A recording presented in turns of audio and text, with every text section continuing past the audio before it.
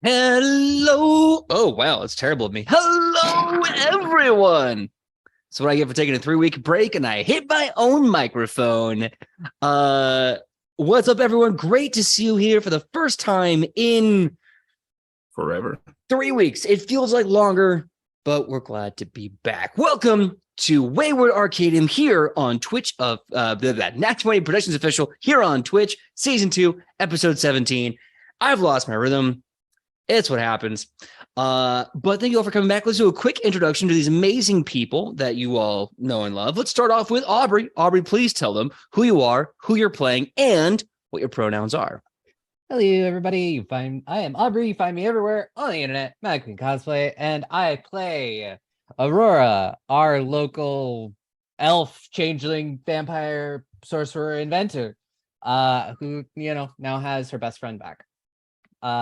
And we both use she/her pronouns. Heck yeah. All right. So next up, let's go over to Dusty. Dusty, please tell us who you are, who you're playing, and what your pronouns are. Hello, I am Dusty. I use they, he pronouns, and I am playing Aldwin Sanchez, baker of breads, haver of picnic dates, allegedly. Don't know what that's about. And they also use they, he pronouns. Excellent. Well, next up, we have Makai. Makai, please tell us who you are, who you're playing, and what your pronouns are. Well, hello there, friends, family, homies, theys, thems, everything in between. My name is Kai. For tonight, I'll be playing for you, Gritted D Stone Basin, and collectively, our pronouns are they, he, she. Look, generally, talk to us nice, or don't talk to us at all. That's pretty much all I got for you. If you want to know more, just wait and see. It's gonna happen. It's all gonna happen. All right. Well, next up, we got Fee. Please tell us who you are, who you're playing, and what your pronouns are. Sup, guys? My name is Fee. I will be playing Hiro Kitsugane for you guys. His pronouns are he, him, and mine are they, them. Nice. Next, is really not least, we got Aki. Aki, please tell us who you are, who you're playing, and what your pronouns are. Hello, I'm Aki. I'm a cat girl now. Yeah. Fucking yeah. I'm playing Sarnai, pronouns he, they, your fletchling tiefling. I drew this bitch like 3-4 times during the break. You'd think I would remember what I made them. But like it turns out I didn't even remember to level them up entirely. Oh, honey. Until like 5 minutes before we were supposed to start the stream. Things have happened. We will find out. That's right. Well, that just leaves a little of me. My name is PJ. I am the GM for Wayward Arcadium and Nat 20 Productions Official here on Twitch. My pronouns are he, him, and I'll be playing everyone and everything in between. And normally we'd go into the recap here, but I want to open up this recap to everyone here who remembers what happened in the story 3 weeks ago. I know I'm putting you on blast. Just curious. Makai? So last time on Wayward Arcadium Z, it was a cavalcade of things. We all split off to do various little side quests, take care of some last minute things. I specifically went off and did a 1v1 with Lannis. Sar and I finished, I believe, it was either last week or the week before, but last I remember, they dealt with their family drama and made sure that their parents weren't going to kill each other. Hero was, if I'm not mistaken, absent, so forgive me if I'm just misremembering that, but I think one of the biggest things that happened was Big Red sort of not mastering, but learning to use his polymorph ability and taking on a form that sort of resembled all of us, but had its own unique draconic flair to it. And I'm not saying that we ripped off that time I got turned into a slime, but oops. I read manga. I mean, to be fair, it does have that big manga energy where the title is the entire plot, and that plot is, hey, weird out of fish story where the character has to now be in a mundane environment, but there's a twist. I'm secretly a dragon going to a magical high school. Yep, Nah, trying to I find like love. no. It's totally that slime anime. I love that. I love the fucking slime anime. Oh no, yeah. I'm not saying we ripped it off, but if I was to interpret a piece of art, that is that one. Look, I there's only just- like 3 stories in the world. You're eventually going to knock into one on accident. It happens. Ding ding ding ding ding. I just remember Alright. bonding with the bats. That's all I remember. Yes, Aurora bonded with the bats, hanging upside down, being all cute and nibbling on fruit. Blood fruit. All right. Yeah, If you will. I think that was majority. Anyone else remember something that may not have been said? I do not remember what Dusty did, so I'm sorry if I'm just disrespecting the homie. I'm trying to remember what I did too. So you're not alone. Oh, in this thank God. affair. I think one thing I remember is that like I talked to Melee about stuff, and then Melee is like, "Oh, we should hang out sometime. You choose." And then, oh yeah, Alduin asked Sarnai what Melee and them should do because Sarnai knows Melee the best, and Sarnai for some reason suggested a picnic, as bros do. Some reason. Yeah, as Bros homies do. tend to do. Yeah, Everybody knows the straightest thing you can do is take your homie on a picnic. obviously. All my homies love Facts. picnics. I mean, I'm not saying that that was my first date, but that was one of my first dates. With the Nah, I homie, just right? like taking Picnics are the bitches on best, dog. picnics. Look, Picnics my are the first date with best. my horrible ex-fiance happened at a picnic, but that is 12 years, if not 15 years old. But picnics be good dates. They're nice to talk and eat and no pressure. Plus, you're just surrounded by escape routes. So if you don't like what you're doing, you can just get up and Run literally away. walk away. Exactly. I Now- don't Yeah. want to be here anymore. Surrounded Yep. by escape routes. And you know what? It's- Alduin has the perfect place. It's the quad. Nothing bad ever happened. Nothing there. that ever happens in the quad. What are you talking Nothing about? It's bad just a ever giant. happened. Blue shirt or Or by Not where four. that Melee says almost that. died earlier this season, you know. Yeah. Nah, Where I almost died, or where I did die actually. That's right. That's right. Yeah. Nah, you're good. Nah, I well, got better, but I died. Not like we've had a traumatic experience and lost a dear family member in the quad. Was Literally that on the right. quad, or was that near the Orange Sonata I think it hotel was near the Orange Sonata. host club? Almost said hotel club. Good lord. All right, Hotel club host. the hotel club. Now I remember one thing because I'm looking at my notes. I don't know if it was mentioned, but Aki went to confront the summoning teacher about how they knew That's what Sarnai's it was. father, Mm. and I you got it. learned. That's right. They became the best character. Yeah. That's when you found out that Remy Mordio was actually one of your father's brother in arms in the Hell Knights. And the you- funniest Hell Knight ever. was the funniest Hell Knight in all of Cheliax, and then died on a mission and gave up his humor to a psychopomp of jesters and clowns, and then came back and was considered an abomination for doing so. And your father threw all of his resources in getting Remy the fuck out of the Hell Knights and relocated to this school to be a teacher so that his best friend wouldn't be killed for heresy. All I'm saying is there's nothing straight about that. Yeah. There's nothing straight about that. Not we're sworn brothers. I know what that means. I'm Chinese. I know exactly what sworn brothers means. Nothing. No. That shit. We could have just wrapped up there. We got 2 more episodes of this. We could have just wrapped up there. That was peak. Yeah, we have Yes, more to actually, do. It these- feels like these- the end. Yeah, these Welcome to next season episodes 3, are everybody. actually just like Q&As because it did end there. You're right. The credits have been welcome. rolling and we just haven't been looking at them. Exactly. Oh, y'all are still here? Welcome back, I guess. Yeah, well, that being said, it's been quite a time.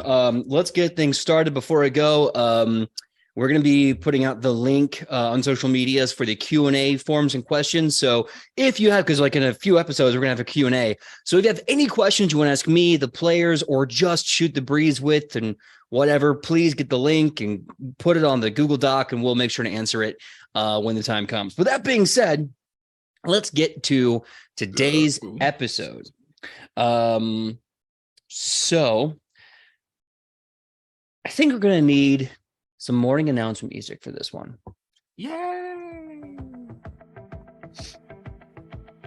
Good morning, you freaking legends, you! Hey, everyone! Great to see you again. The end of school is just around the corner. I remember when this whole school season started, and now it's like, where did it go? Blink, and it's gone.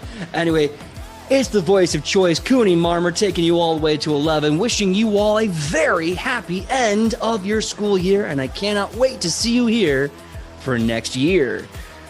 As the finals are happening, please remember to be safe, stay together, and don't leave anyone waiting, because you never know what's gonna fall apart. And as always, remember, more importantly, study, lift your weights, eat your foods, take your vitamins, and you cannot have a community without you and I in it. Why? Because teamwork, well, it makes the damn dream work. So I'm going to be going to my classes. Who am I kidding? I get paid to do these morning announcements. I'm not doing a single damn class. I am going to be watching you from afar and cheering you on with all my heart. I want to see you get straight A's or gay A's, whatever you want. Have those A's and see you next year. It's a Toonie Mommer. O-U-T out. What a homie. What a guy. I'm gonna beat him though next year and for the dance competition. Oh, without a doubt, he's going down. I thought that sentence was going to end. I'm going to beat him next year. I was beat his ass next year. I also thought you were going to throw hands, like physical hands, like I'll throw like jazz hands. no, like the restraining order kind. You know, like I'm going to beat him, and you raise up your ring finger, and you know. Or like bite your thumb and, you know, those whole. Or like when you pull off a glove and smack them with it and challenge them to a duel. Ooh, I'm gonna have to try that one day. I'm used to just calling people a bitch and then watching them freak out. It's a Chilaxian thing, but I believe they also do it in a couple other areas, but I'm fairly certain it's our fault. Isn't there a town called Capulet that does that, right? Capulet. Yeah. No? Yes. The sworn Yeah, I believe enemies of so. the Montagues. Yes. Yeah. Isn't there like the Montags. Yeah. the capital of Romeo or something? Yeah. I believe it's pronounced Romeo. Romeo, pardon me. You know, I'm bad at geometry. Geometry. Fuck. All right. So while you're having this wonderful conversation on the way to your classes, I need everyone to give me the last class check of the year with disadvantage. Wait, what? Excuse You know me. what? Why? Donc quoi? We literally just had the best class, like 2 classes, I swear. Because we just took 2 weeks off. Duh. But that wasn't in the I game. don't know, man. Only Shout out for the raid. What's up, only Elder Dusty is Wednesday? bad at geometry. Not all. What class are we going to? This is kind of like to represent your entire educational process at this point in time. So you can have it be obviously the one check to rule them all and the one check to bind Remember, them. everyone, you get a +2. You get a +2 because you 39. won Darkness bind them. One fish.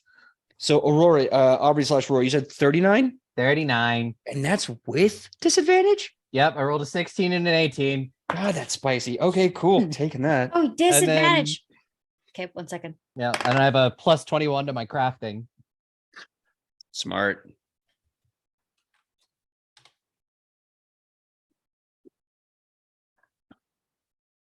Well then, can I offer you an athletics check for my studying?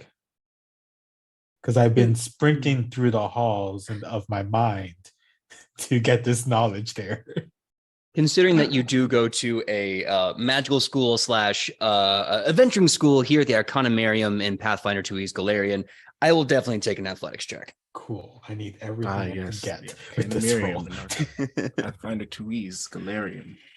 Trying to make sure all of our new friends from Elder Worm Studio that came in, Elder Worm Studio, knows what they're watching. Pathfinder2e, Galarian, Arcanumarium. Yes, here on the internet at www.http///Twitch. With that, I got a 25. 25. Okay. Cool. All right, Aki, what did you get? And we have a +2, right? Yep. Yes, From the because of medals. from one fish. Also 39 then. Oh, Tough cool. luck. Damn. I rolled That actually Arcana helps. and I have a +20 in Arcana. Level Then you 10s, got a man. 17, I'm okay. master, man. That's true. That's I true. mean, that's Yeah. my athletics, which is why That's I my suggested. skill. That's my skill. It's to be extra. That is so good Fair though. enough. Like Fair level enough. 10 master has like 16 just on the face. All right, Makai, what is your study roll? Now, question: is a medicine check gonna fly here? Because I'm thinking, like, right, I got to keep myself fit. I got to keep myself healthy. I got to make sure my mind is right. Got to make sure that my friends are doing good, staying true. I believe even on the mental health side and on the physical health side, all that would require medicine, dog. Just That's stay calm. tough. See, that's tough because I'm thinking that, yeah, medicine, I can see where you're going at from that, but some of the things you're saying makes me think survival check. No, I definitely think medicine is a much better, But, you know- Greta, to be fair, Greta has always been a consistent healer. So, studying medicine is totally something she would do. And it's also something that they consider combative when you think about the fact that they have combat medicine and are more of a melee fighter. They actually have to practice medicine in the middle of combat. And I will do anything for my partner, as you can see.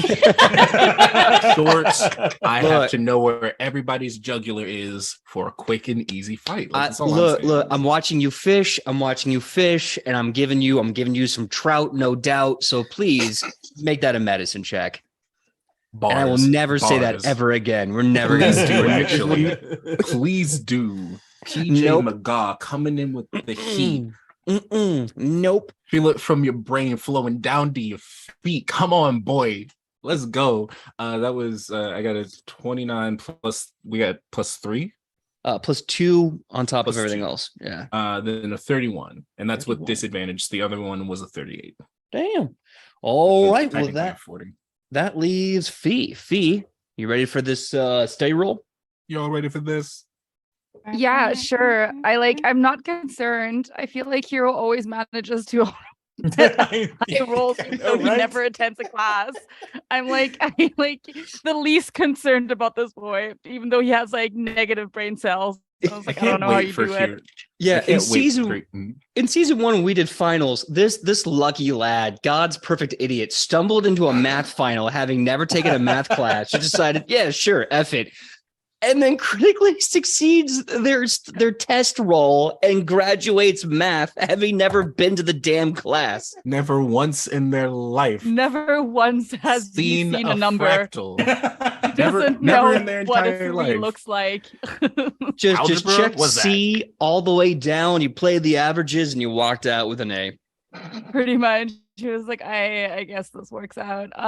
No, so the roll was actually fairly high. It was a 29, and that's with the +2 that we have. Let's go. Perfect. All right. I also did stealth, by the way. I don't know if that matters, but I took stealth. That's on brand, yeah. Avoiding your classes. Avoiding responsibility. Absolutely. Avoiding, honestly, if you avoid your problems, they can catch up to you, and then you're problem free. See, you need to think big. Well, okay, Aldwin tried just Try that. that with me last year. Think big. Aldwin tried that. And then Well, Fair enough. that's what season 3 is for Hero. Okay, Consequences hasn't gotten him yet. We're still in denial. Yep. Well, so you all are going in your classes, and you start to realize there's like a weird deja vu you keep having as you're watching like your teacher go about the class and the curriculum. You have this kind of foggy brain moment as you keep hearing the same question and answer being repeated, and you realize you're the one asking the question, and then you just see the teacher keep answering and answering. It's really weird. It's like, when you have ADHD and you're not sure what you just heard and you get stuck in that cycle. Yeah. My life. Yeah, bingo. So you all seem to be kind of stuck in that weird, maybe it's like senioritis your sophomore year. You're kind of stuck trying to figure out the curriculum. Also, I'm just gonna say this right now. There's a horrible rainstorm outside my place. If I lose power, that's why. I'm saying that now because I just heard a horrible gust come by. Anyway, so classes, but weird kind of foggy head states aside, classes are doing pretty good. They come and go. Everyone's just kind of chill and just going over material because they know the finals around the corner. Is there anything you want to do in particular or go to on the class campus now that your kind of last brush up session is done before the final tomorrow? I don't know. Go on a date. Okay. Go with Eden? Of Yeah, course, of your course. girlfriend. What am I asking that for? No, with Melee. Fuck him. Melee looks, lonely. Might as well. Okay, so you want to go talk to Eden about having a quick date. Anyone else have any other things they want to take care of? Yes, I would like to try and go and talk to the champion teachers. Okay. Whose names I will remember one day, maybe in season 3. So I believe the shipping name was Order of the Kiss. Is that correct? Yes. Yes, Order of the Kiss. I'm gonna go see the 2 handsome lads from the Order of the Kiss. Gian Simmons and Jensen the Ordo pigs. and Quentin Zalus. Yeah, she got it. Hero point for remembering the teachers' names, Aubrey. Hell yeah. Hero Ridiculous. wants to talk to the teacher of the social engineering class if he can find them. I don't think they ever met. I don't know if the teacher was there, if it was just assignments being handed out. But Fee, the teacher's been dead for 50 years. I will say, every time you've gone to class, there's always been a teacher's aide, a different one every week, just dropping off envelopes with everyone's name on it and then leaving the classroom. Sweet. So to your knowledge, there's got to be a teacher, but you have not run into them yet. Okay, can I attempt to hunt them down in this spare time to see if I can do something? Do some Yes. talking. I'm going to make a note. We'll get a roll for that in a bit. I want to make sure I get everyone else's Yes. activities first. You do you. Okay. Dusty, what do you want to do? I guess have a picnic A with picnic their with- bro. Yeah. Okay. Have fun. Be on the lookout for bears. Bears? Yeah, they're real fond of trying to steal your basket. Okay. Yeah, it's like the food or something. I'll put the anti-bear protection circle, I guess. Just make sure you draw correctly, otherwise you'll attract a rhino. Aki, what is Sarnai going to do on their last day of school before the finals? Who's to say? What's to say? I don't know. It seems like my partners are busy because I was gonna say picnic, but it looks like they're doing schoolwork, which Invite us to it after. elates Sarnai. Someone, But did it's you like, no, don't stop. Someone, would you Don't like to stop. join Listen, us on the How picnic? am I going to focus? Oh my goodness. It's one of those. Oh God, Sarnai is You're so reading that fucking book so boring. intensely. It's All a right. Typing history such small museum and they're- margins. Okay. Oh my goodness, Well, is that if how you you- take notes? I was gonna say if you don't have a plan yet, Sarnai, don't worry. Sarnai, Aki, don't worry. I got something for you. No worries. Many worries. Is it candy? Because I can't accept candy, PJ. That's stranger danger. It's fine. Don't worry. It's not candy, and it's not candy from Stranger. All right. Well, Awesome. Yeah, you know him. What?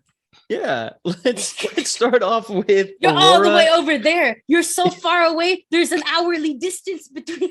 Look, just because you're in Canada and I'm in California doesn't mean that we can't see. There was a whole reference there, and I lost all of it. But we're friends. I is the thought you were point. gonna spell cup, and I was like, "There you go." That's. I don't want to scary. see. That's not. No, Aurora. So Aurora's having a Mhm. date with Eden. Yeah. So I'm gonna give you please take full narrative control of this. Set the scene. Tell us the tale. What are you all doing on your date? What are you doing for the date?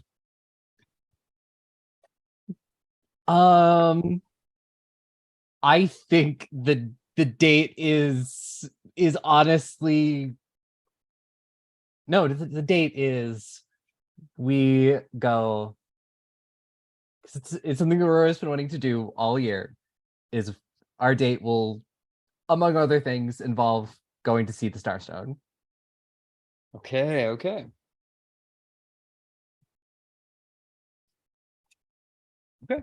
So you leave campus right away because it's a bit of a hike from the campus to where the Starstone is being kept. But Tiralel, being the divination master, has basically a government form for you with your name on it and a +1 being Eden to give you access to the Starstone.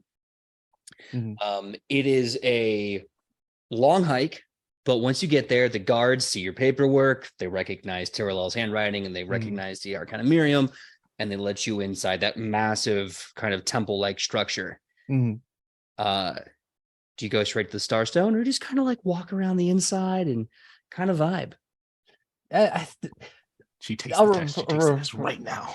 Aurora really wants to see it, so that's definitely where first, and then it's like go around vibe, and then Eden will get dinner after this. Aurora will just be like, just be here. I will have a glass of wine that I will kind of drink. A glass of wine. Yeah. Okay. So yeah, but you both get near the Starstone. It's in the center of a very large circular room with beautiful mosaics and holy iconography of everything. Starfall, all the gods, the whole bit. And you can see there's this kind of black obsidian wall, a cube around the Starstone with massive viewing ports on the inside. And kind of looking through the viewing ports into the Starstone, you see a massive, still sometimes it looks like to you like there's still a bit of a glow to it, something sort of shimmering about it in the center of it. Give me an occult check.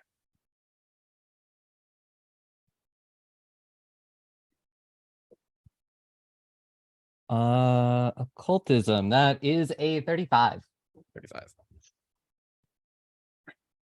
So looking to the stone, you start basking in it. What does this feel like to you? What do you think you feel, this connection pulling you to the stone? What's it like? It's kind of like how sunlight would be for some people. You know, how it's just, you could just bask in the sunlight and just sort of feel refreshed, or just like soak up that energy and, you know, maybe feel energized. And it's kind of like that for her. And it's excitement because she's been reading about this for years. And like, and it's kind of like what she wants to study. She wants to understand where this thing came from. Like, how does it have this kind of power to create gods? And like, what else is it gonna do? Because, like, you know, when Starfall happened, it wiped out the Aslan. Like, is there more to it? Like, will the Aslan? There's kind of like a lot of million questions going around. It's like, did the Aslan cause the Starfall for some reason? And if they did, why? And then she's probably saying most of these things out loud as she's looking through these viewing ports, just like absolutely enwrapped by this thing. As you're having these moments, you kind of, out of the corner of your eye, you see Eden kind of looking at the stone, but then looking at you with more of like the pride of a partner, like listening to a partner info dump about something they're passionate about. You know, that they're just happy to be there with you and get to experience this tangentially through you. And as you're looking at the stone, it used to be opaque, and now it has a bit more of a translucent, not quite transparent, but a translucent quality to it. Like looking through murky glass, or you know, like looking through water at someone. And that's kind of like the big word here, because you see what looks like the form of a human being in the Starstone. They're not laying down, they're almost walking towards you. kind of trail off in the middle of my thoughts and like blink, like look, like is it just I've been staring at this glowing rock for too long? Am I imagining things? Like look away, look back, blink, like do you see that? Eden just kind of what? I just same rock as it was before, baby. Is the person still there? Like even when I like blink and like look away, just see if It's like looking at a magic eye. Once you see it, you can't unsee it. It's the image is stuck there. And you see this person getting closer and closer to you now. Until the point where now they're almost their whole face is the entire side of the Starstone looking at you. it may just be the thing where if you stare at something long enough, you start seeing patterns in it. But I could swear that there's a person in the stone. Eden just kind of goes, whoa, wait, what? And she looks through the portal and looks at it and goes, I don't see anyone. Babe, should I go call like the guards to go check on it? Because I don't see anybody. I mean, as I said, it just may just be me staring at this thing for so long. I'm seeing patterns and, like hold my hand up and like wave, see if this thing is looking directly at me. Does it notice me? Is it reacting to what I do? So as you wave, Mhm. you see the face smile. Hello, Aurora. Oh, the rock just said my name. Yes, I did. Well, I guess you could call me the Rock. You can call me many things. You could even call me grilled cheese. Oh, guys. Hi again. Hi. Hello. I tried to tell you I was a servant of the Starstone, a whole powerful coven in the cosmos and the rock itself. I didn't think you were so literal. Thank you for visiting me today. Yeah, I've been trying to get out of here for a while. There's a lot of people who are fascinated by me, but no one who actually cares. I mean, unless they want power. But you have a genuine interest in me. Yeah, Thank you. I do. I want to understand you. I want to understand this. I want to understand where it came from and everything that it can do. That's going to be difficult to elaborate on. Yeah. But if you're patient, I can teach you everything. Yeah. I definitely. I'd like to know. I'd like to understand. Great. Aurora, will you give me your hand and let me walk with you?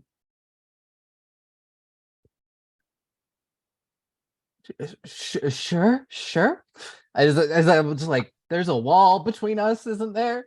There's a wall with a porthole, and you can, if you wanted to, you can try and put your arm through the porthole. But you have to know in the back of your head that these security measures are up for a reason. Yeah, I'm definitely aware that a lot of people tried to touch this thing. It didn't end well for them. Yep. Not everyone was lucky as Caden Galian. Yeah, no, he had the luck of the booze on his side. Yeah. Yep. And just being a pure-hearted himbo. Honestly, God bless him. Yeah. So, what are you gonna do? This is my favorite.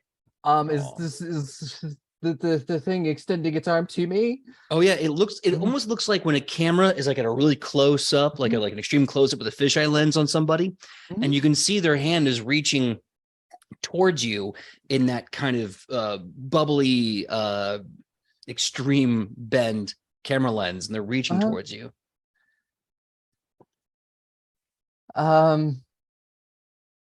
Well, I like do the quick like look around, like is anyone directly paying attention to me right now? Give me a perception check. Yeah, It's 27. 27. It's not very busy. It's the middle of the day. Not a major holiday. So the guards are kind of bored and there's not a lot of people to detract from you. So if you want to try and make a stealth or deception check, there won't be any bonuses to it. Stealth, yeah. I'm much better at stealth than I am at deception. So we're gonna do that. Okay.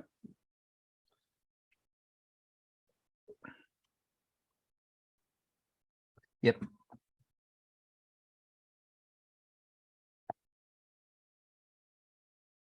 No, I'm gonna spend a hero point on that. I want to live with a 2. Oh God, a 2. I don't want to live with a 2. Yeah. Maybe not. That maybe is not there. much better.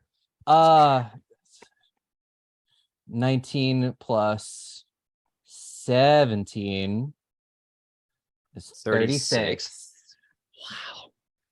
Wow. Okay, so that's a dirty crit.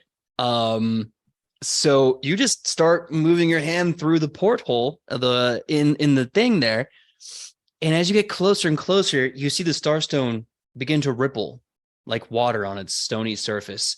And as it ripples, you see a human hand breach from the stone and grab your kind of fingers, interlock, make a firm grasp on your hand. You suddenly feel floating, cold, and in a vast vacuum as you are now in space, surrounded by stars. And holding your hands is what appears to be this powerful divine being with long flowing red hair, kind of stripes going down the whole body that just ripple with stars. And this person's just smiling and saying, "Thank you, Aurora, and welcome to, well, I guess welcome to what will be yours one day." Is this the cosmos? Parts of it. The coven of stars. The stars of blood. When you die or when you ascend, you join the gods in the sky itself. Yeah, I did the dying part. It didn't seem to stick, but yeah. Well, let's hope it never does. But until then, we'll have to walk together. If you wish to, I've never known myself by a name, but you can call me Grilled Cheese, if that makes it easier. Yeah, having a name is good. Yeah. Great. So, would you prefer to give me a physical form, or should I take residence in yours? What happens if you take residence in my form? Where do I go? Oh, no. You stay there. You're the metaphors. People like metaphors. You're still the pilot. I'm just riding shotgun. Why don't we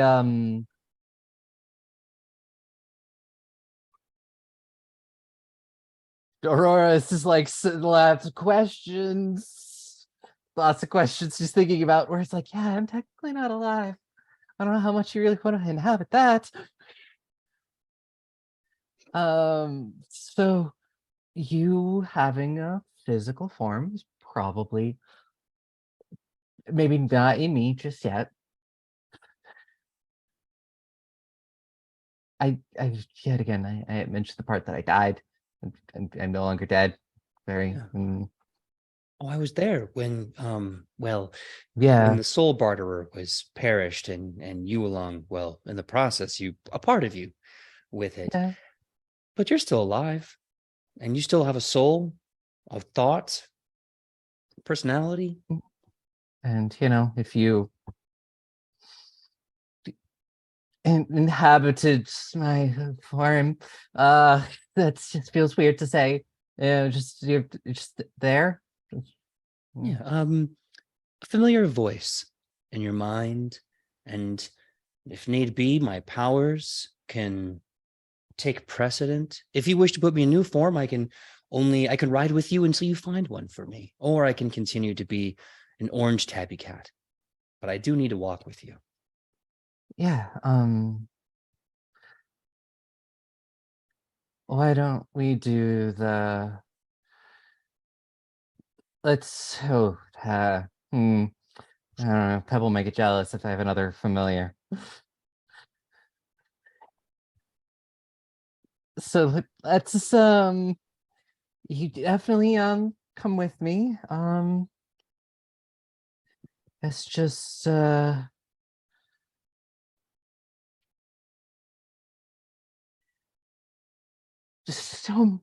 so much. I'm just like, can I make any kind of insight check into this? I'm suddenly About just time like, you asked. yeah, Go right ahead, make a perception I was check. like, let's just make a perception check. Get a About to vibe say, check we on are- this guy. We're Vibe putting a check. lot of faith into this cat. Yeah. Yeah, I mean that is a 29 for an 29. insight check. All right, so what specifically are you trying to vibe I guess off it's this just guy? like, if I allow this thing to ride like shotgun in my head, is it just suddenly just gonna take me over one day, maybe? Mm. So from something they said, you get the clue that they're definitely not going to, but there's a potential that you can allow them to.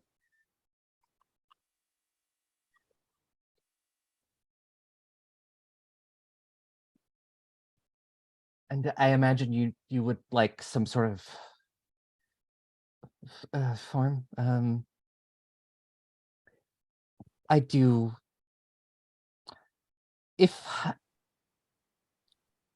I mean, I already have a familiar. Is it weird to ask if you could inhabit that form? Maybe make Pebble a little stronger. It's my understanding that at least one of your compatriots has many familiars. I don't think there should be any problem with you having two. It's just that Pebble is very jealous. Let's ask him, shall we? And Yeah. you see he kind of reaches over, grabs what looks like stardust, just kind of hanging out in space, rubs his fingers together and throws it down. And suddenly you see a tall, very, very, very tall, very thin and lean human man wearing a brown suit with a tie that's just opened askew, sleeves rolled up, a very long beakish nose, gelled back brown hair, and just a blood stain up to the elbows on each arm, and a dull knife in his human teeth. What an Big enormous- yellow. Sorry, did you Big just yellow make eyes. Pebbles hot? No, you he just- made him why Norman is that hard Bates. for you? Yes, why is it hard for you? Okay, Look, I'm well, not here in to our, king shame. I'm not here to king shame. I'm just here to king. I wine. am. You That- should have that is known what not you were even- doing, But PJ. also, that's not even kink shaming. That's just, I feel like in That's just this case, it's validation. just D&D shaming. Like, how can you not assume that like you introduce a human that looks vaguely hot and not expect me, the bard, to be like, I want to fuck it? Yes, hotness. That's on covered you. in blood. That's and not on disheveled. me. Well, I apologize to the bard for presenting a person. Now I need to roll on it, and then it will just make things even more awkward between Aurora and Hero. Is that what you wanted? Luckily, I mean, no. luckily- Hey, babe, please don't fuck the bird. Please don't fuck the bird. Who? Hey, babe. Sorry. Who? So luckily, no one else is here. no, this See, isn't the- space. This is in the Yeah. cosmos. Y'all ain't Yeah, involved. but I imagine that Hero has some bard horny senses that are going off, and Just he's like cosmic somewhere. brain horny bard. But Yeah, you're now looking effectively, Aurora, at human pebble, Mhm. with like a big beakish like Romanian, not Romanian, Roman nose. That's what I'm looking for. Gel back brown hair, blade in his teeth, blood up to his brown suit with a tie unloosened, sleeves rolled up, and he's just, Mother, why am I here in space? In space, there's nothing to stab. Yeah, we're having a conversation. Pebble, this is grilled cheese. Grilled cheese, this is Pebble. We're having a conversation about my future. You son of a bitch. And he starts to try and stab Grilled Cheese. No, don't. Grilled Cheese just starts laughing as the knife perforates his body, but there's no blood, there's no viscera, there's even no response. It's like he's just stabbing a ghost. And just this Grilled Cheese is laughing. Get it out, Pebbles, get it all out. And he's just like, Mother, I'm very confused. Why won't the shiny man die? Why won't the shiny man die? The shiny man is very powerful, and is the kind of like, we're kind of here, kind of not here. It's like a dream almost. Okay. How would you feel, Pebble, if I had a second familiar? You had a friend. Urge to stab rising. Yeah, I thought so. Yeah. Looking at Grilled Cheese like, oh. Give me a diplomacy check.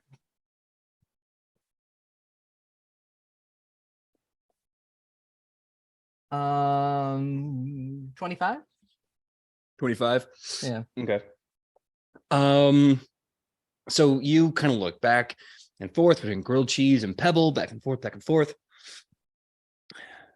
Grilled Cheese tries to assuage Pebble, and then Pebble finally comes up to you and goes, like this grown man, like this 6 foot, like 6'2" beanpole of a guy in like a brown suit with a big knife and gel back hair. And he walks up to you and he's like, Mom, I am the Owl King. I can't have some like stripy, shiny man coming in and taking my authority. I am a murder nightmare. I am chaos. Yes, you are. I am your baby boy. Yes, you are. You are. So it's there are other options.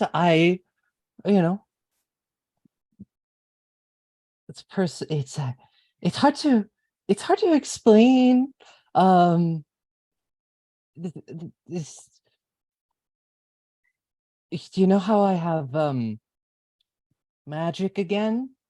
That's not from my mother. And kind of the reason, a gesture that's kind of the reason why I have you back. Vaguely, so you're always number one.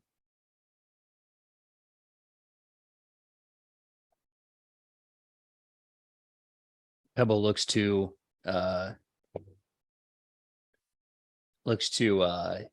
Grilled Cheese. Gets right up in his face. Looks back to you. Back to Grilled Cheese. First things first, shiny boy. I am the Owl King. You don't even know my real name. You will address me as Lord, Sir, and dear God, what's that? Spoilers, it's me. I'm the best. You're number 2. Understood? From here on out, you only answer when I call you. Okay? Secondly, I stab, I kill. I'm a badass, and you're going to worship me as such. Number 3, I like to eat mice. Get me mice, and we're good.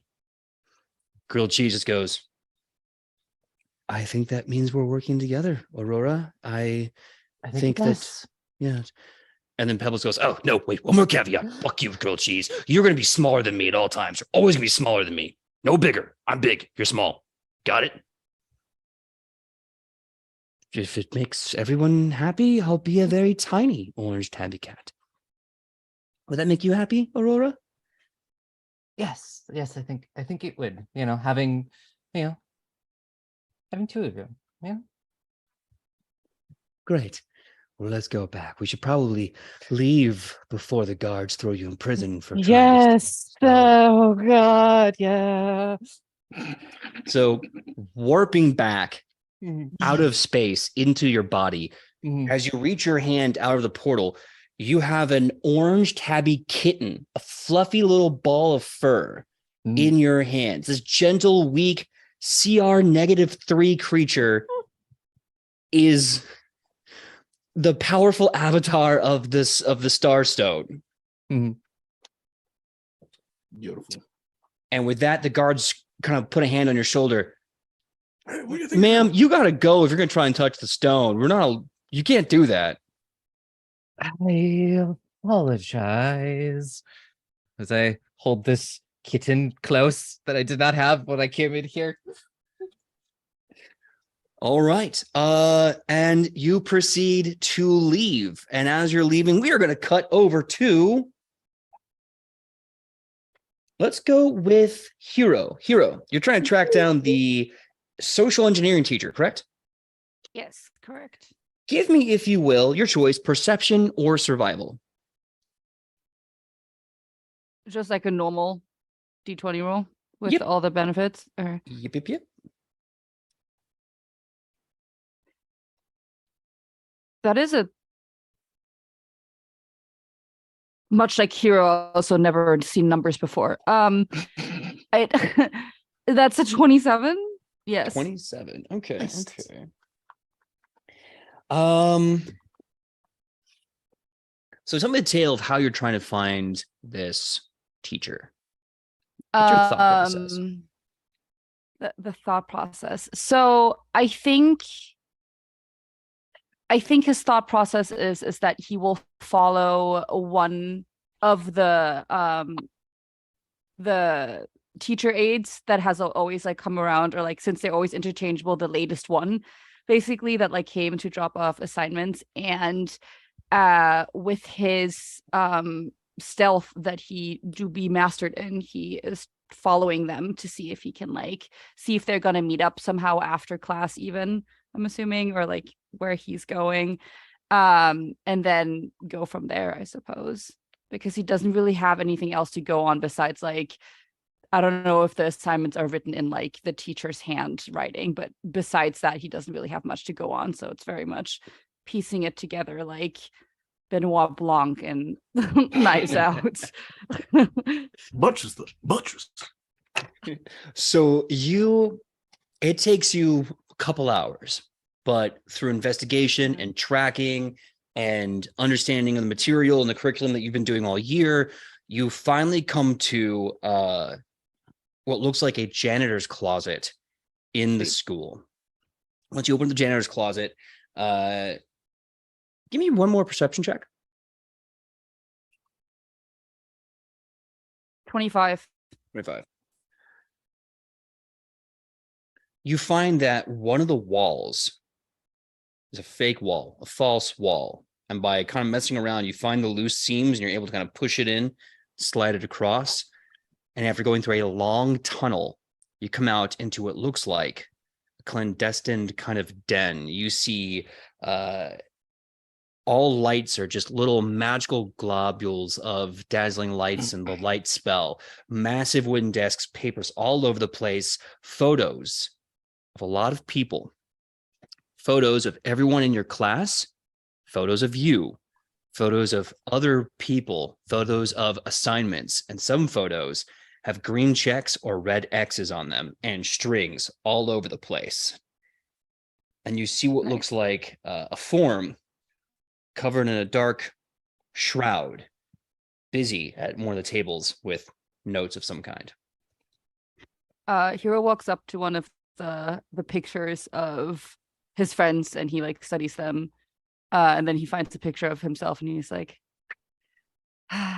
it's truly impossible to take a bad picture of me. And he like turns to the figure and it's just like, I feel like this is very ominous for literally no reason. You are alone in here. Why are you wearing a robe? Also, who are you?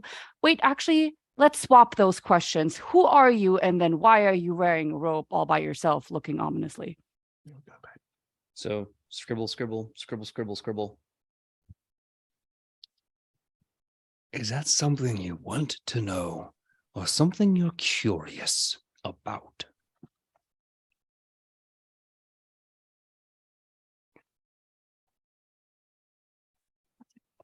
It is something that I want to know, not need to know, but would like to know. So it's not important then. That's good to know. You're doing very well in my class, by the way, Hero. Thank you so much. I feel like I would be more flattered if I could actually see your face. Do you want to be disappointed? See, but now you're taking my reaction away from me. Who says I will be disappointed? Don't assume. Your choice. Any charisma-based check here. Deception, diplomacy. I don't know about intimidation, but any of those checks. Why don't you give that to me right now? Okay. Let's go with charisma, and that is a hello little meow meow. And that is a 28. 28. So you see they're writing this massive thesis, tons and tons of papers scribbled all over their desk. You see names, coordinates, drop down carrots, and a whole like the giant models, like a whole bunch of just notes. And they stop. Well, I guess we're gonna have a bit of a spoiler alert then.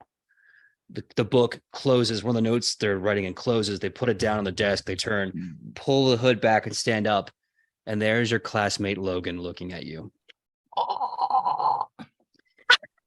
Sorry, wait, this is not Hero's reaction. Oh my god. Oh my. Okay, okay, wait, I need to, okay. That was really sexy of him. Okay, sorry. Hero looks Logan up and down and just like, yeah. So all of the, so you were all, no, just give me, I need to remember this moment so I know why I'm gonna punch you against the wall in like the next 10 seconds. Just give me a sec. Okay, I think I have the actual reaction. Are you ready for me to react? Okay, perfect. What the fuck? There you go. See, now you're asking the right questions. What is the fuck indeed? Fucking was the right question. I've been talking about. No, Hero, wrong. Let's backtrack that. I forgot how you're one of my best students in this class, which is unusual considering you don't go to class. Well, it's unusual considering that you have dumb luck, and you really can't have dumb luck in social engineering. But guessing your pedigree, I think you were born for this stuff.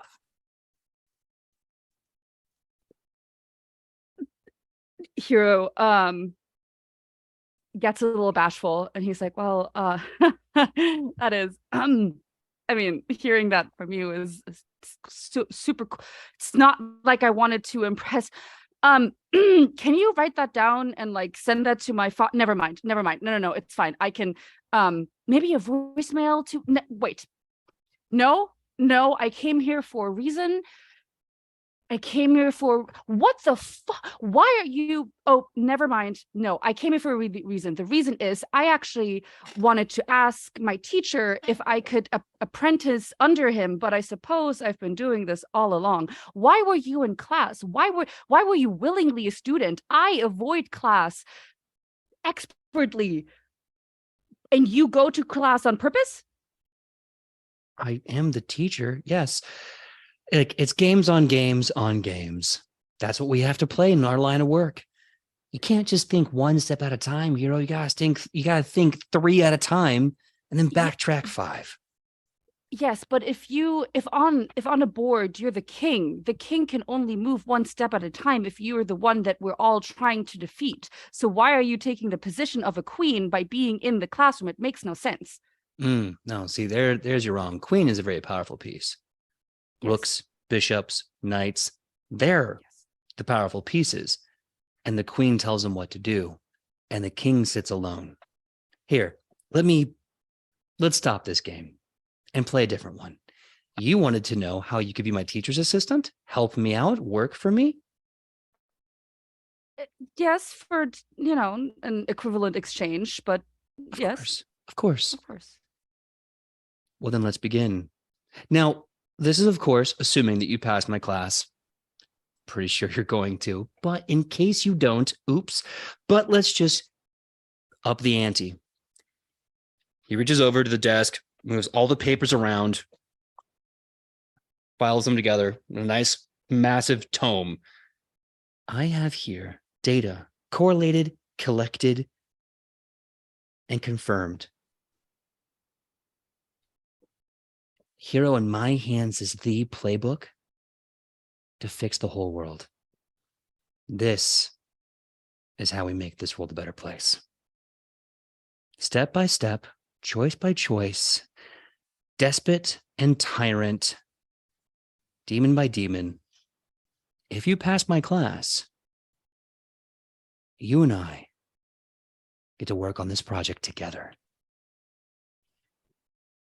And we can do whatever we want with the world once we've made it a perfect place. So what do you say, Hero? He kind of turns it around.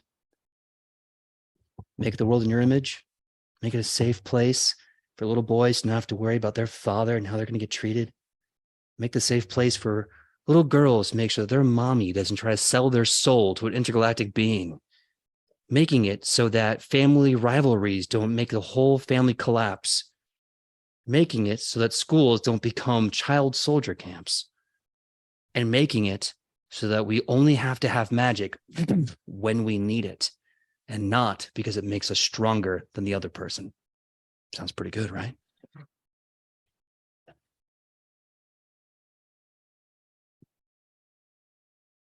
Hero thinks about it a little bit.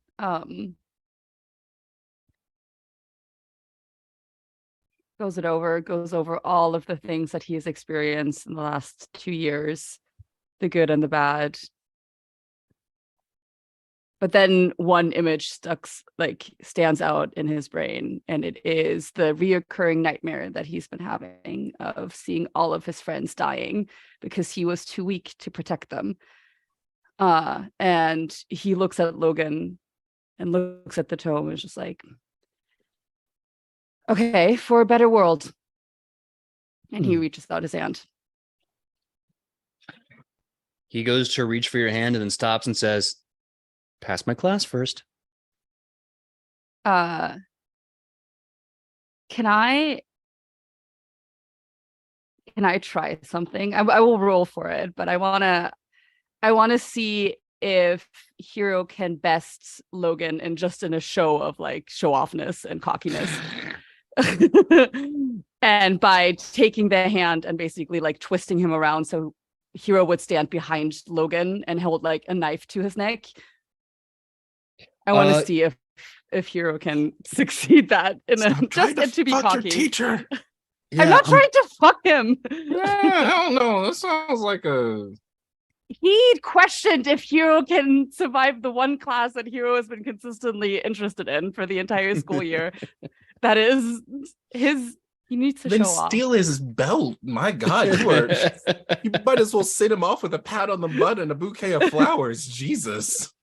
Okay, no, so that's only reserved for Greta and Sarnai. They get the flowers. They get the romance. Well, thank you. So I've thought about it, and you can absolutely do that. Yes. Give me. I know I have to probably roll high. You're gonna have to roll very high. I'm gonna say a deception check. Okay. I can do this. Okay. It's got to be a really big roll, but I think a really good deception, so you might be able to pull this off. Fingers crossed.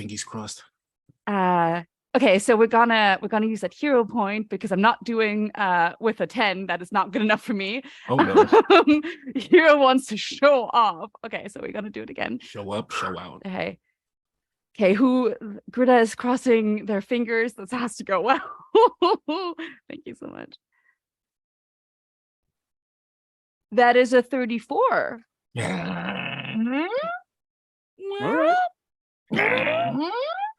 So you start fading in with he's pointing at you and you start kind of moving forward like, I promise, kind of give him that kind of vibe. And he goes, and he's like, okay. And then boom, flip, switch, the neck. And he's just kind of hands up, laughing hysterically. Hero with a knife, the knife to, I'm assuming he has like a pencil or something. I don't know if he has a knife on him, but like, let's say it's a pen to Logan's throat. And he's just like, one thing you should probably know about me is that I'm very petty. And then he drops the pen and turns around and hands it over to Logan. It's just like, you can use this to sign the contract for me being your teacher's assistant. And then, yeah, holds it out for him. Great. So when you graduate my class, we're going to do the assignment together, correct? The pen is here, Logan. You can take it or I can throw it at you and test your reflexes. They take the pen from you and they take the giant accumulated things of paper that they have and they write your name on it and say, here you go, proof that you and I are going to be working together as my assistant. And they put it down and they start scribbling. And my name too. You graduate. You be my assistant. Awesome. Okay. Great. Wonderful. Great. This is so wonderful. I will slowly back away because I feel like I will ruin this very badass moment by saying something incredibly stupid.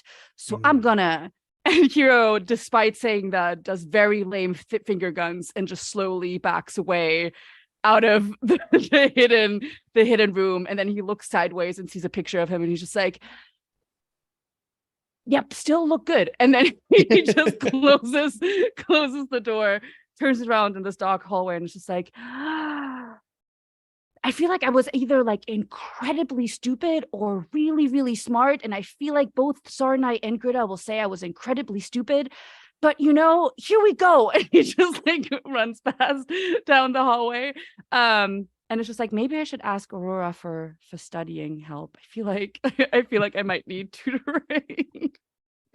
I love that. So you're just like, yep, that happened. All right, I need an adult, and you just kind of pulled out of there. Pretty much. It's like I fuck around and found out what happened, and I'm not sure if what happened was a good thing or a bad thing, but my name is on it because I want it to be cool. God. Love it. Next up, I'm seeing the chat everywhere, the chat live. It's like red flags. I just throw my. So let's go to something with less red flags. Let's go to a wonderful picnic with Aldwin and Melee. Aldwin, please tell us the tale. What are you doing for this picnic? Where are you going? What are you prepping? What's the plan? Wait, is this the moment? Is this a can you feel the love tonight? Is that the moment? Potentially, until Melee starts saying some really concerning things about, Oh no. Stop. Aldwin is, they prepared for just some quick stuffs, just like some quick buns, some sandwiches, and I don't know, they found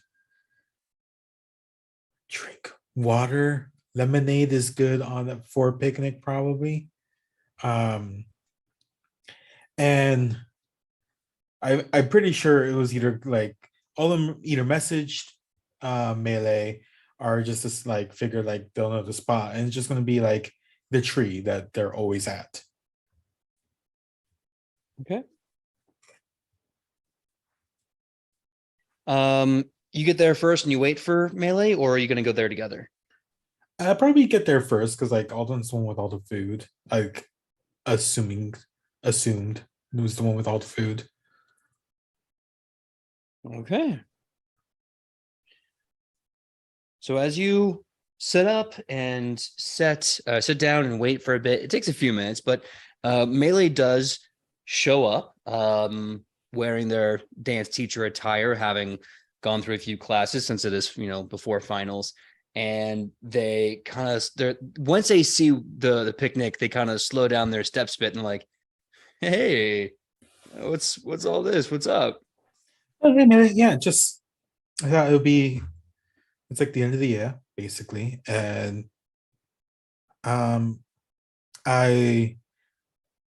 I heard that picnics are good things to do to, when you want to hang out with your friends and relax, just so there's that's a Cubano sandwich. I don't know why it has that name. It's never been explained to me, but my Willow used to make it. There's just the relaxing buns as always. I made some lemonade. I don't know if you like lemonade, but I made lemonade. Yeah, I love lemonade, and I remember Abuelos Cubanos back when we were just kind of hanging out, and I love it. My favorite. Definitely loved. I'm starving from classes. I'd love to have some. Oh yeah. Like there's, I may have overdone it. There's a lot. But how's class? How's the end of the year for, I guess, your teacher? How's your students doing? It's How am I doing? I'm one of your students, actually. Now I think about it. yeah. You're doing great. I know you do great. I know you got footwork. It's great. Great. I'm very weird right now. My students are doing okay. It's strange to go from being a student to being a teacher because they're still my contemporaries in every other class I go to. So I have no idea what I'm doing. I mean, so far, it seems like it's been going great. So, Yeah. you got that. Have you thought about what you're going to do if you're a final? Are you going to do like a partner's dance or like just like a solo dance? Finals. I have not given much thought. I guess I'd probably do better with a solo dance, I assume. Maybe. I'm unsure. I'll figure something out. I got 24 hours. It'll be fine. Oh, so you haven't created your choreo. Oh my goodness. Okay. Look, you're Aldwin, so I'm gonna give you this offer, right? Really close. If you want to, we can do a partner dance, and then I lead, you follow, and I'll be right there to grade you on the curve, like as we're dancing. You don't have to worry about choreography at all. You just have to worry about everything we've already gone over. That sounds like a brilliant idea, actually. Yeah, let's do that. Yeah. Good. Yeah, no, you've been through so much this year. I don't think you should have to stress creating an entire choreography for a dance 24 hours. But no. Yeah, it's like finals always surprise me. Understandably, this is more surprising than usual. I just hope I don't have to make another sculpture again. Last year's wasn't great. No, that was pretty good. No, you don't have to lie, Melee. It was terrible. All right. Well, you feel it was terrible, and I'm gonna let you have that. Yeah. How, in general, like, how are things with you? Like, I know I've been through a lot, but it seems like you've been maybe a little distracted when we talk and hang out and stuff. Yeah, no, things have definitely not been the same. I've been distracted. I think it's mostly just, being a teacher so soon is a huge shift in my expectations. You were there when we told off my mom and my dad last year. Like so much of my life has changed in such a short period of time, and it's just waiting for it to solidify, I guess. Aldwin is going to reassuringly put a hand on their leg since they're probably sitting down. It's just Melee, you have also gone through quite a bit since last year. And you have grown tremendously just as a person, as everything. And I think just you being able to actually be yourself has done so much for you. And it's been great to see, honestly. I'm super proud of you and super happy to have you like as a friend. It's so, yeah. He smiles and he takes a hand and kind of like he puts it on top of yours. He doesn't like move your hand. He kind of grabs your hand as you put your hand on his thigh. Very like a warm, loving, reassuring thing. He's like, "Thank you. I've had so much growth. I feel like I'm not even the same angry, confused young man I was my freshman year, and I owe a lot of that to you and everyone else that put up with me. And God, looking back on how I tried to treat you all freshman year, God, so cringe. What was I doing?" I mean, you did try to fight me, like as I was trying to go back to my dome the first like week. I mean, I did kick your ass, but You kicked my ass really bad too. yeah. I mean, yeah. Sorry about that. I mean, it was the first time meeting someone that tried to like fight me like without setting terms. No, it's fine. It's fine. It knocked a lot of sense into me. You and Sarnai both knocked a lot of sense into me, and I'm really appreciative. And he kind of keeps like holding on your hands. I'm really appreciative to you. Thank you so much. Mm-hmm. Owen has to kind of like move their hand. They're just like, okay, this is happening, and just yeah. So what? It's coming up soon. What are you planning to do this summer? I've been so busy teaching, I haven't thought about that. I don't know. Part of me wants to just stay around campus and just, I guess, get used to Absalom since I'm a teacher now. I know I can't go home. I'm not even considering that option, but I don't know. I don't know. Do you have any ideas? Well, I do have, I guess I have my place now. And there's more room at there since Abuelo is no longer there. So I mean, if you just want to hang out for the summer again, you are more than welcome. It would be nice to not be there alone. Yeah, I'd like that. I'd like to spend more time with you. And I had a great time last summer when we were at Abuelo's place. So, your place. So I'd like that. Yeah, it'll be nice. It really. Yeah. Cool. Well, I'm looking forward to it, and I'm also looking forward to one of those buns too. Give me some of your buns. Your buns that you made. Sorry, I heard it as I was saying it, and it's sorry. It's fine. I hang around Hero and Greta enough. I hear that stuff all the time. Yeah, no, absolutely. And then Alwyn will just move both their hands. We'll take their hand off, like just move it, not like forcibly, but grab the stuff and like unpack the rest of the stuff, like the buns, the lemonade, and everything. Okay. So he is excited to have the Cubano and the relaxing buns and the lemonade and the water, and he kind of like get the food set up, and he's kind of like sitting with his legs crossed, facing you. And what's the energy? Are you like still kind of continuing the conversation, or are you just kind of vibing as friends? What's Aldwin gonna do from here?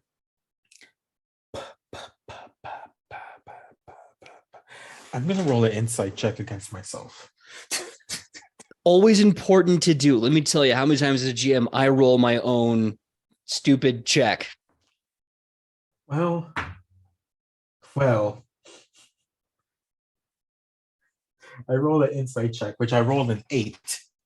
But then I did against myself, I usually roll deception, which I rolled a 3. So the Alden's gonna I think they're trying to continue the conversation and just get a little quiet and just take a deep breath and just Melee. I've been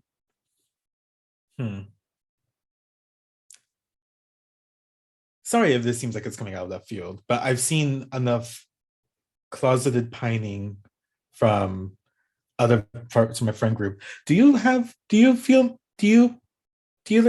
more than friends? Is that the vibe you? All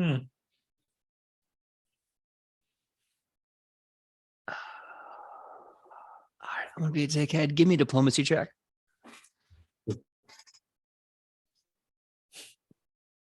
You have feel. Where's my diplomacy? I get a bonus because I'm on campus. Oh my god. This is the one where I do roll gun. Hey, that's a 30. 30. Okay. So you say, do you have feelings? And Melee just kind of face immediately becomes bright red. And he just kind of starts staring a hole through the blanket into the dirt. And you see a smile start to grow on his beet red face as he stammers out.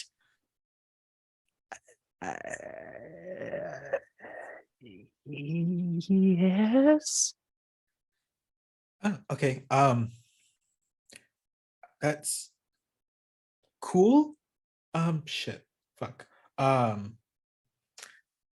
It's not a bad thing at all. No, it's great. It's cool. It's great. I'm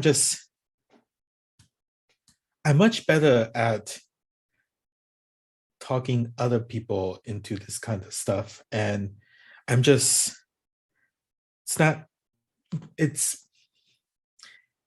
it doesn't come natural to me, I think, is what I'm trying to get at. But I really do enjoy spending time with you, Melee. I just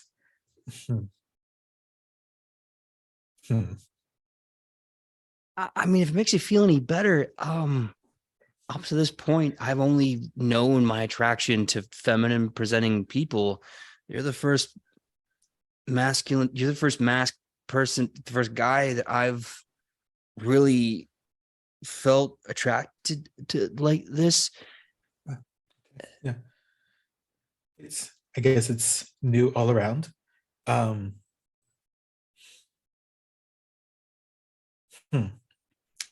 See, I usually tell people to express their feelings, but then I'm not usually there when they happen, so I don't know what the next step is.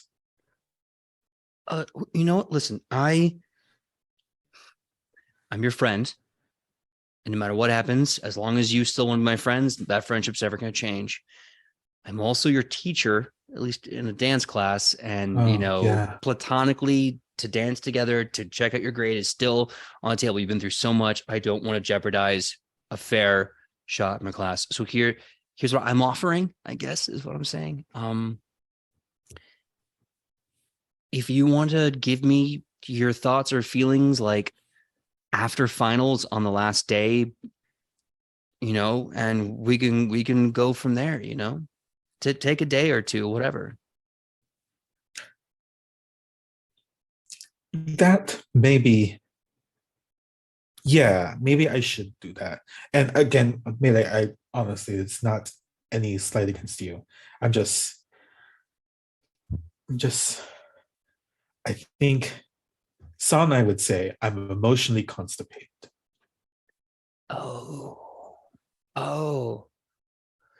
Okay, yeah. Okay. Yeah, no, absolutely. Take all the time for your emotional constipation. I get it. Yeah, but why don't we finish having lunch, and I will attempt to study for the finals tomorrow. Absolutely. And with that, you can tell there's this huge relief kind of just coming off of Melee as he chomps down on the buns and the sandwich and enjoys the lemonade. And you two talk for hours, or at least a couple hours. And then we kind of fade from that scene. And then we're going to move over to Makai with Krita. Ball. So you're meeting the champion teachers in the champion classroom? Yes. All right. Why don't you set the scene for me? What is Greta doing with them? What's going on? She is going to talk to them about the book that fell, that Melee dropped. She recognizes it, hey, she recognized the writing literally on the, not wall, but on the text, hey, this is a Hell Knight book. I don't know why Melee had that. I don't know what's going on here. I'm gonna leave that to you. My cat ears fell off. Oops. Sure. But just a clarification, you mean Lanny, correct? Yes. Who did I say? Melee. Oops. Yep. Nope. Melee was Secret Hell Knight this entire time. Him and Lanny were in cahoots. Mm-hmm. I figured it out, PJ. I figured it out. You got me. You got me all covered. But yeah, that's pretty much the plan. I'm just gonna go and talk to them hey, what does this mean? It's essentially just like going to get their 2 cents on this and what this means for Lanny. Okay.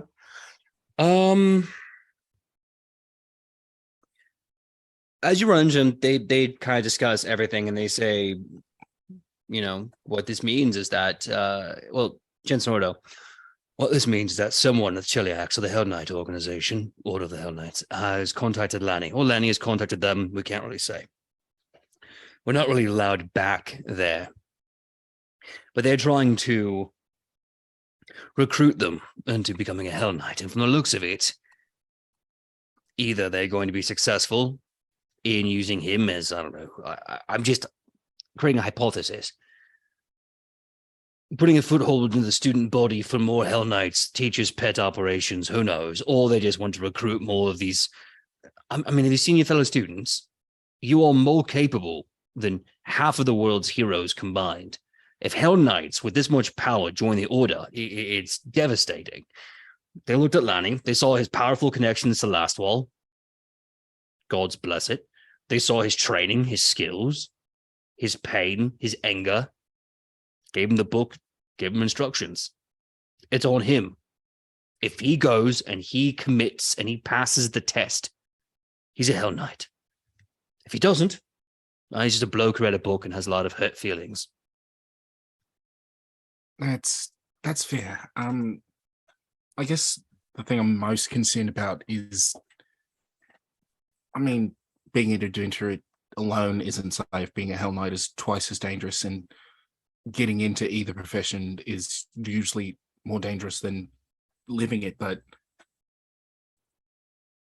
I don't know. I'm just worried about him. I don't want to say is this safe, but what do you think his odds are? I say,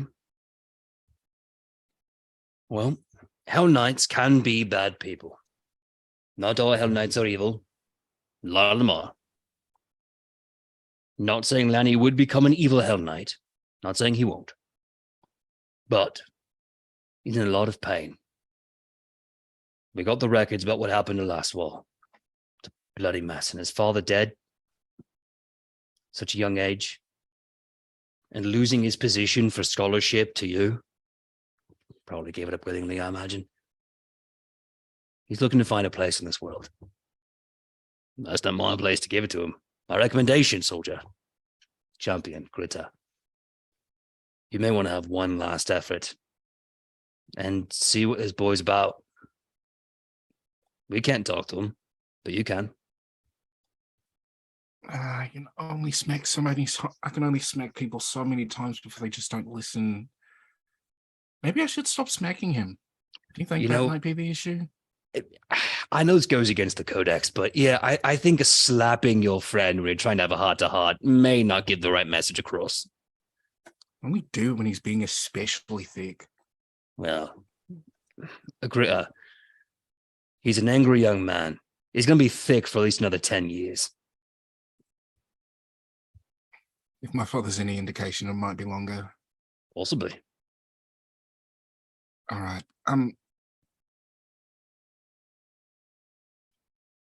Thank you. I guess one last question. What helps you forget fighting? Fighting is the sort of way I calm down and center myself. But I'm realizing real quickly that, most people like, eating and chilling and I see why those things, appeal to people, but those are that's like a Tuesday for me. What really helps you relax? You see Jensen kind of have that mile-long stare.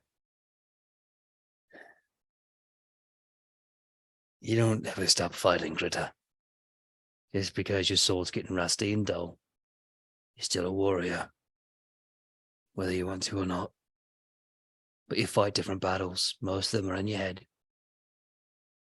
Hypervigilance, stress, anxiety, anger, emotions you can't control. They never go away. Some people are lucky they find other activities other than fighting. They have a balanced person. Some people don't. Some people have to find someone who shows them what peace can look like before they realize that they deserve it themselves. And they kind of grab a hold of Quentin Zelus's hand at the mentioning of that peace that comes sometimes, sadly, from someone else and not within.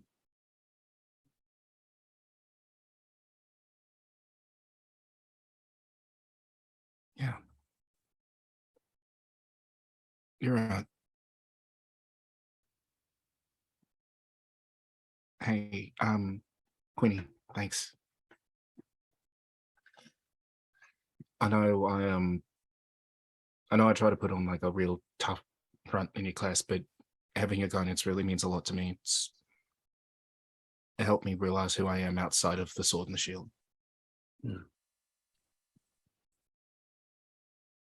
And thank you for taking my class. You helped me with the same. Of course. I mean, I am a pleasure to have around. That's what everyone tells me.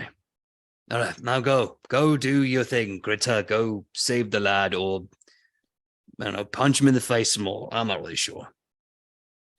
We'll figure something out, but I think I have some ideas. So as you leave, we don't have to roll through it. I just want to know, what's your plan? If you don't have one right now, that's fine. You can tell me later. I think the plan from this point on is next time I see Lanny, would they have allowed me to take the book? If you ask for it, they'll give it to you. No problem. Word. And I am going to run this by Saranai, but the plan at this point is essentially, hey, Lanny, you are going to be doing great things. You're going to be slaying dragons or saving towns or leading armies or doing something where the world or land will know your name. I'm not going to carry you there. I'm not going to be the one to shine in your name because you're going to do that. If that means you're going to do it with the Hell Knights, then all I ask is that you watch those extending the hand, is that you make sure that the people offering you an opportunity are not blinding you with light, not blinding you with promises of goodness. Just take your time. You're going to do great things. Don't try to reach for them now. Not now. Don't try to reach for them too soon and wind up getting burned. So you want to run this by Sarnai, right? Before you talk to Lonnie? Okay, cool. So I'm going to give you a bonus now for that speech. But out of respect to Sarnai's Hell Knight heritage and everything else in your relationship, we can do that another time before you talk to Lanny. That really fast. I want to jump really fast over to Sarnai, and then we'll take our break. So thank you everyone for hanging in. Sarnai, you're leaving class. Give me a perception check.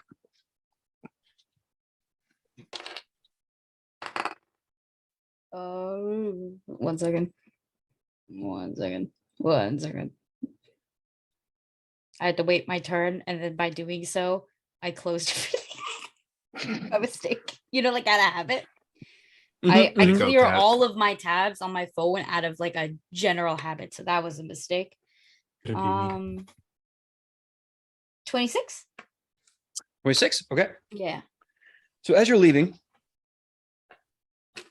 you begin to hear a heavy breeze start to kind of rhythmically rush to the walls and windows.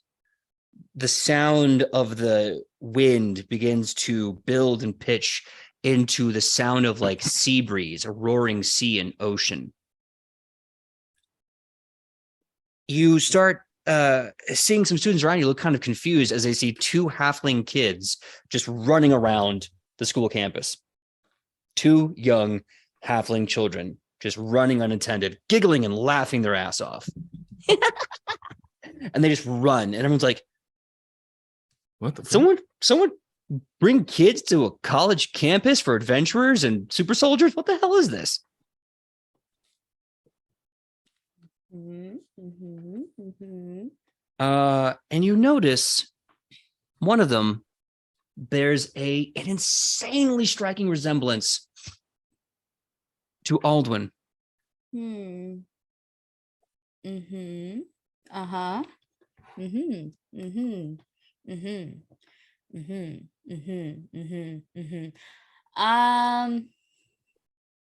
Fuck this. Wow. Well, I think a bitch is stunned, that's for sure.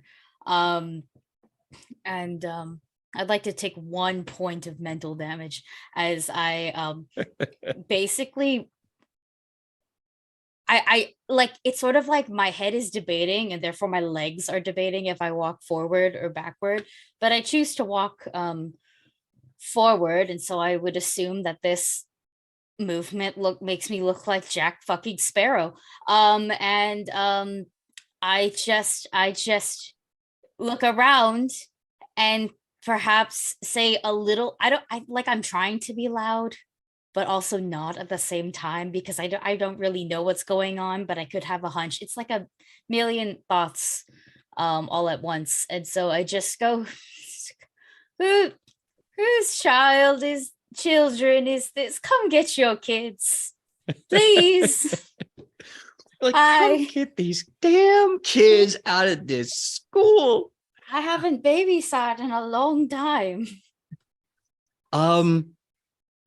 As you say that, you're like looking around, like, get these damn kids. You notice that there are people now kind of walking through the hallways with the students, wearing familiar red robes and bearing the insignia of a smiling mouth with fangs dripping blood. And they just move through the crowd. They grab these sacks, they throw them against the wall, they splatter as blood fills the masonry of these walls. And as the blood begins to fall and drip, it forms the words, waiting, waiting, waiting. And that is where we're going to go on our break. When we come back, the rest of episode 17, everybody. What the fuck? I know you feeling it in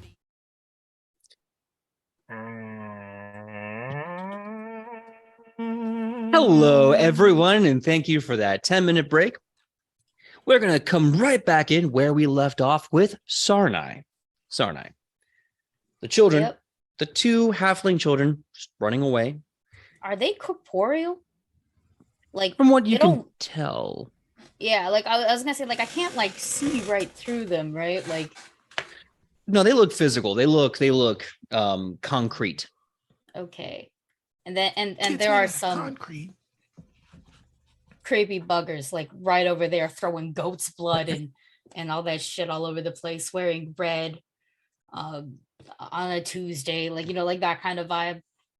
Yep. And as the blood trails down the wall, you can see the words waiting, waiting, waiting, just forming by the blood as these robed figures start chanting it and just start writing scribbles on the wall and frantic, as if their hands are possessed by another person. Oh my. Before I really do anything, could I just detect magic on that wall right there? Yeah, tons of magic. Specifically the school of conjuration. Conjuration. Okay, Oh. yeah, I don't think I feel like I know as a summoner. I feel like I know. And the Hell Knight. I feel like I know what's about to go down. That's like triple summoning right there. In terms of just the sheer amount of conjuration knowledge that I should have. I'm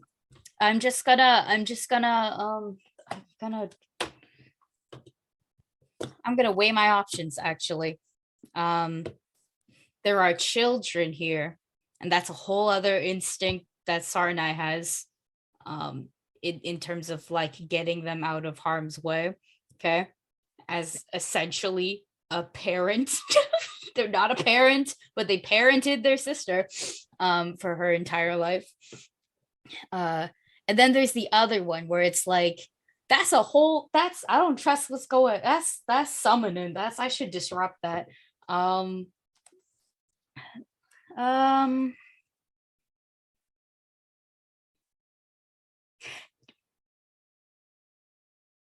try to disrupt it. Because I could totally put the kids behind me and disrupt something still. Which I guess if they hit me afterwards, it's me and not the kids, so that counts. I'm gonna take a few steps forward to I guess I'd have to grab the kids in this case to alert them that there are dangerous people.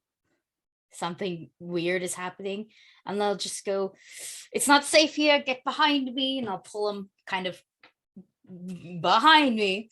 And then I'm gonna use hydraulic push, heightened to level 4 on the vicinity, aimed towards the wall, I guess you could say.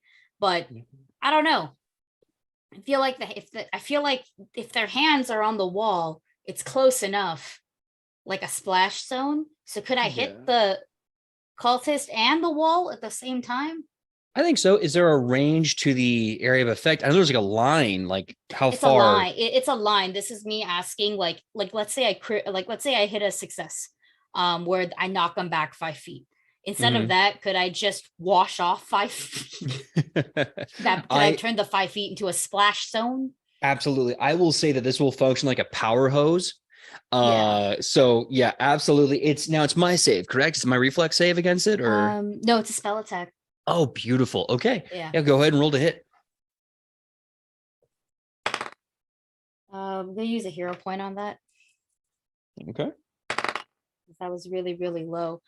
That's so much better. That's like a 19 on the die. So I think I'm depending on what level you are, I might just crit you.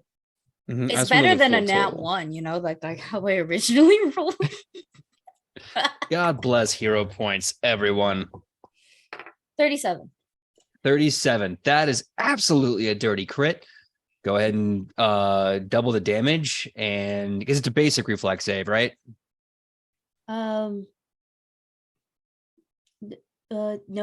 because it was a spell attack rule. Oh, you're right. Oh God. Yeah. Well, either way, you would double the damage and whatever effect they say on a crit, right? So technically double the damage, and then I knock the target 10 feet back. I rather just increase the blast zone here to wash off 10 more feet of that, whatever that is, or at least attempt to wash it off. I want to disrupt their bullshit. Absolutely. I will say that the double the damage, a 4th level hydraulic push, that's what, non-crit, that's like 8d6? 9d6. 9d6. Yeah, 18d6, they're dead. You don't even need to roll that unless you want to roll that. Am I?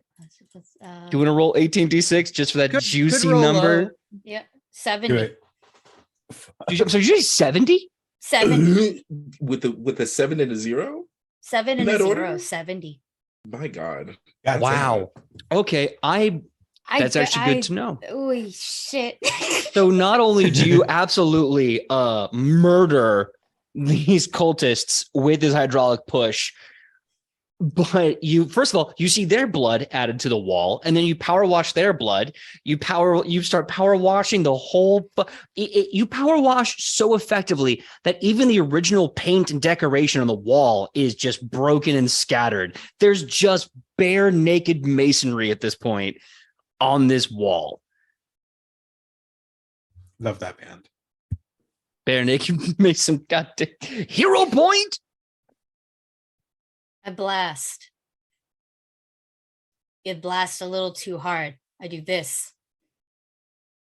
Put my hands to my mouth very gently. And I kind of expand my wings just a little bit so that way the kids don't catch murder.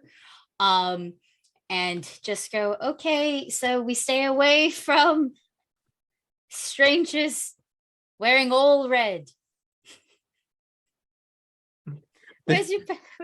Where's your parents? Your adults?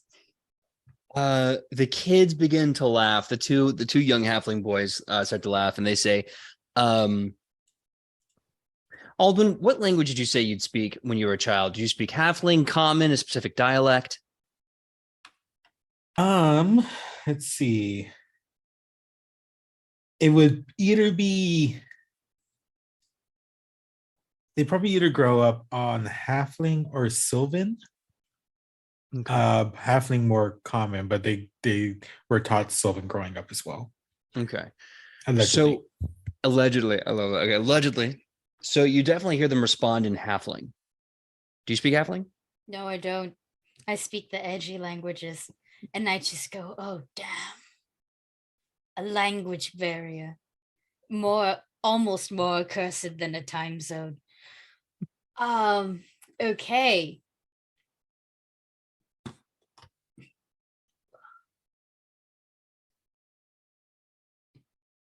Follow the cute puppy lion, and I summon Lala to entertain them and get them to follow me somewhere else that is not where I just murdered a bunch of hoes. Specifically by hoeing them down with a hose. You murder a this hose hoe. with a hose. Yeah, Oh, I God. hoed the hose with a hose. From I have to give you a hero point for that wonderful display of hosiery. Let's go with that. You could just say I was hoeing around, No, I can't. So you started leading them. Where are you leading them to? Just out of the main building? Out of the fucking quad. I'm assuming we're in the quad. Not yet. You're actually still in the building. You're still in the main. We're still in the building. The main building. I'm so glad our technology is not advanced yet for cameras, or else this would all look so bad. Damn, this Hell Knight just can't stop murdering. I mean, it's that time of year, so. Government official kills two religious zealots in the middle of college campus. I'm gonna bring the kids to probably like the lunch area, because that feels more like there's more eyes on us. Lunch is usually where we are able to meet up besides classes. Okay. So that feels safer. Also, I can feed them. So like Sarna is going above and beyond here. Okay. We can feed them. And if they run around, I can see them, because the lunchroom tends to have a lot of space in terms of area. I mean, sure, there's tables and shit, but like they'll think it's a jungle gym. Motherfucker, I'm 6'9". I'm built like a jungle gym. Like, so like, and you have like there's horns to like little kids to hang yeah, from. I got horns. Yeah. I'm strong-ish. So if they need to go up, they need uppies. I can probably give them both uppies. I got wings. I'm interesting as fuck to children. Yeah, kids just love you. They're like, you got 5 pets and horns and wings. You're like a dream come true. Walking. Oh my God. And I'm a clown. I'm a walking children's party. Yup. So you go to the food area. You start getting some food. They're loving it. They're definitely like, they're speaking halfling. You have no idea what they're saying, but they're tugging at your horns. As they're doing that, you start seeing a lot of people look confused why there's kids here.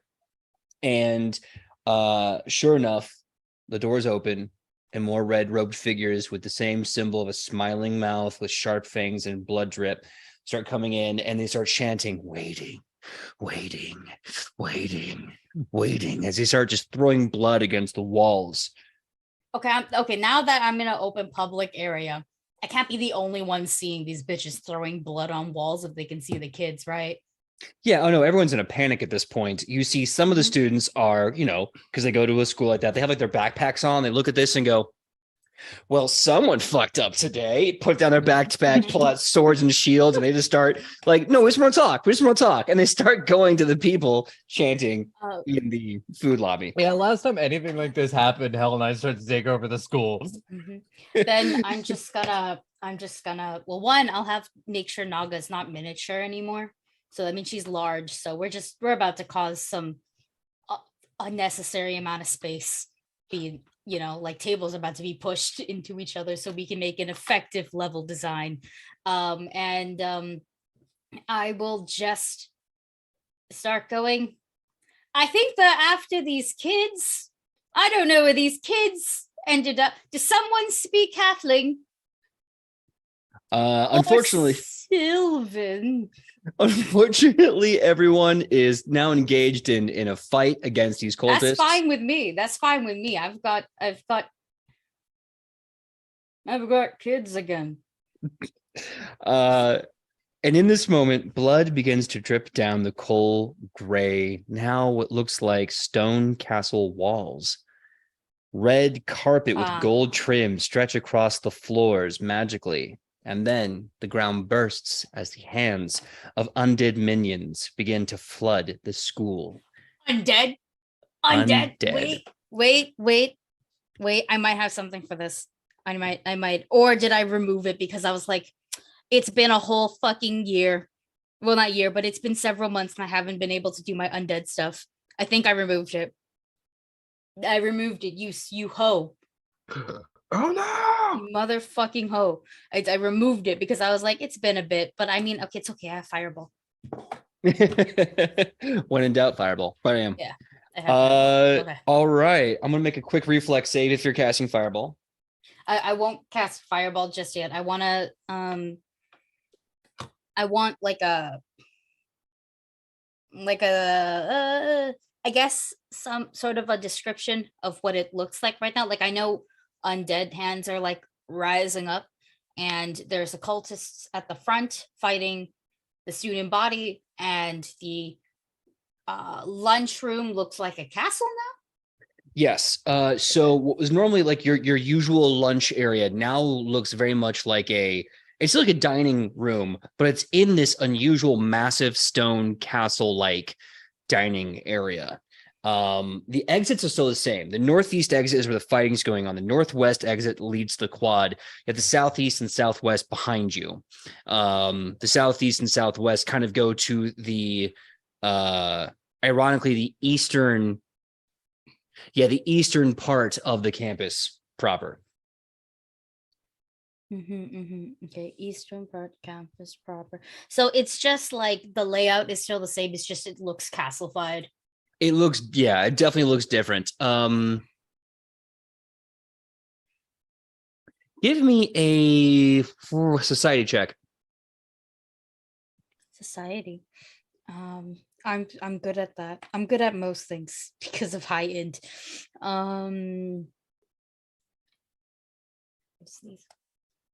30. You may have already figured out, or you may already know, but it looks exactly the same as it did when you all had to fight your future selves, and this place was a bloody war zone of undead creatures trying to protect Alduin. It looks just the same as when it turned into an ancient evil castle of a certain someone special. Well, first I go look at the kids and I'm like, and I contemplate. So I hold the F sound. I hold the F for a long time as I contemplate whether I should curse or not, and whether or not these kids are going to pick it up, and whether or not their first word in common is just going to be fuck. And I just go foolish vampires. I hate Twilight. I hate it here. I hate it here. Okay. Okay. I don't necessarily want to deal with this, but I have my hands actually full. So I'm trying to see.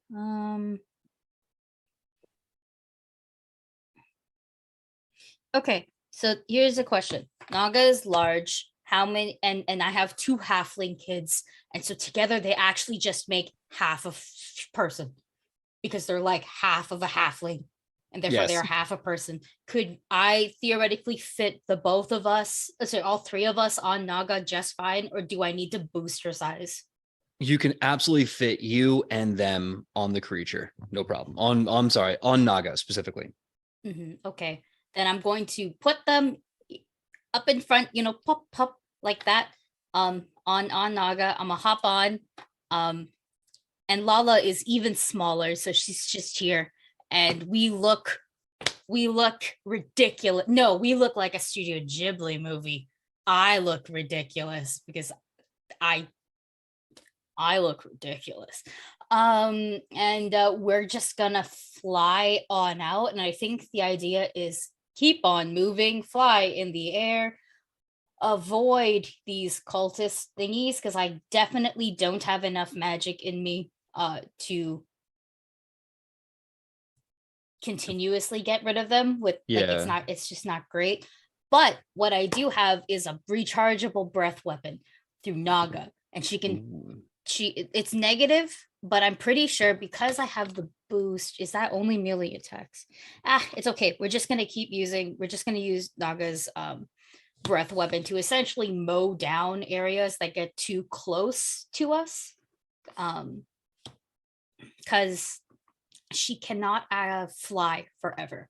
She kind of can only glide and then run around and then glide again. Like that is kind of the nature of her flying abilities right now.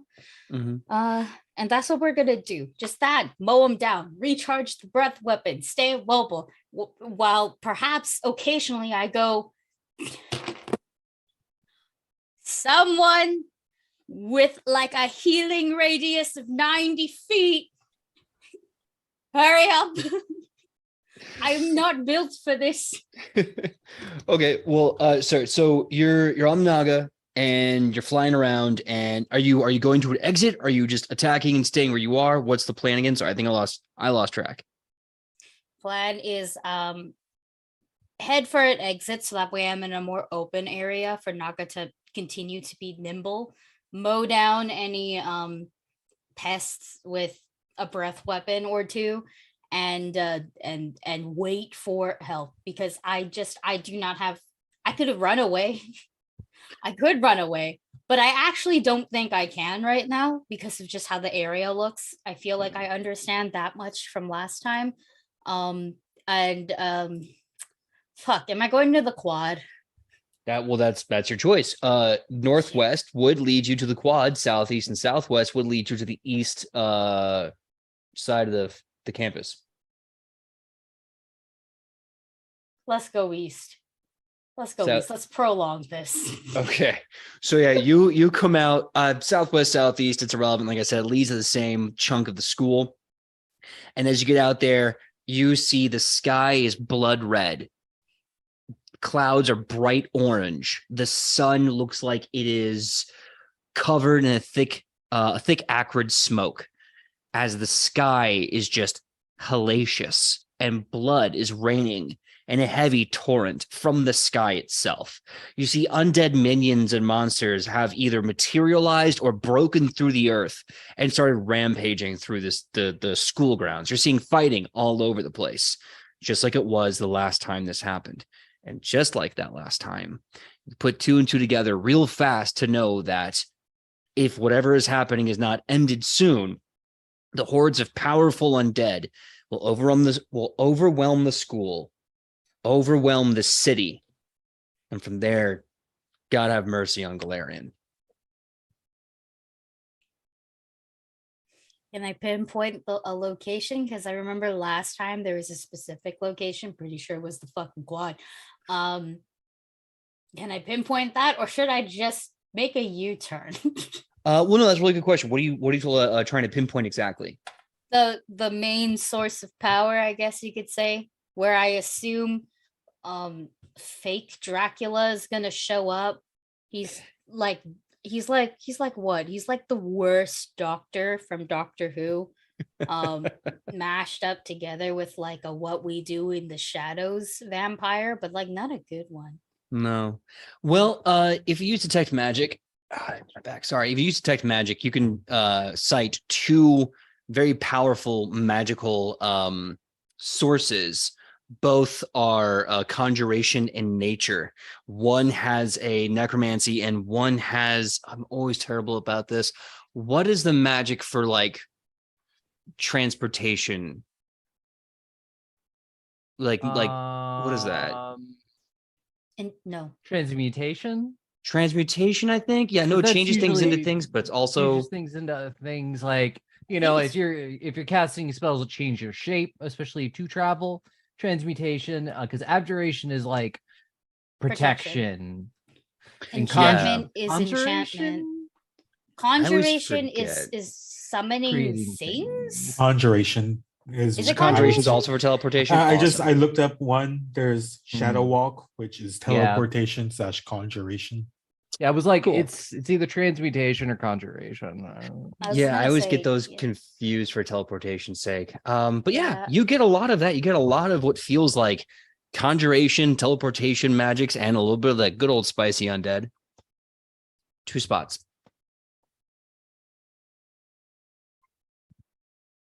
Two spots. Let me guess, they're like this. They're 2 separate directions.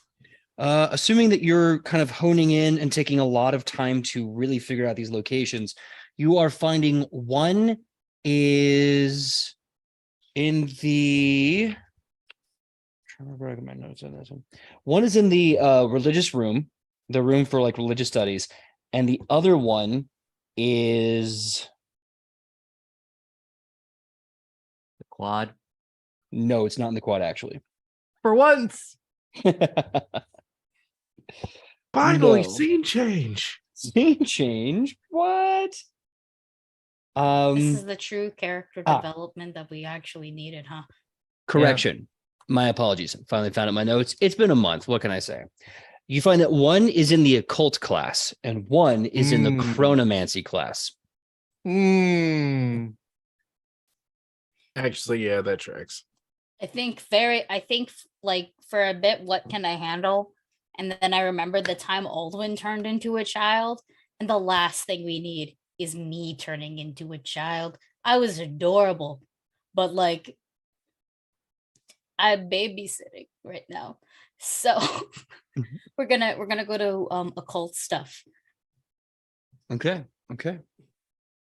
So as you do that, I'm going to cut over to literally everyone else.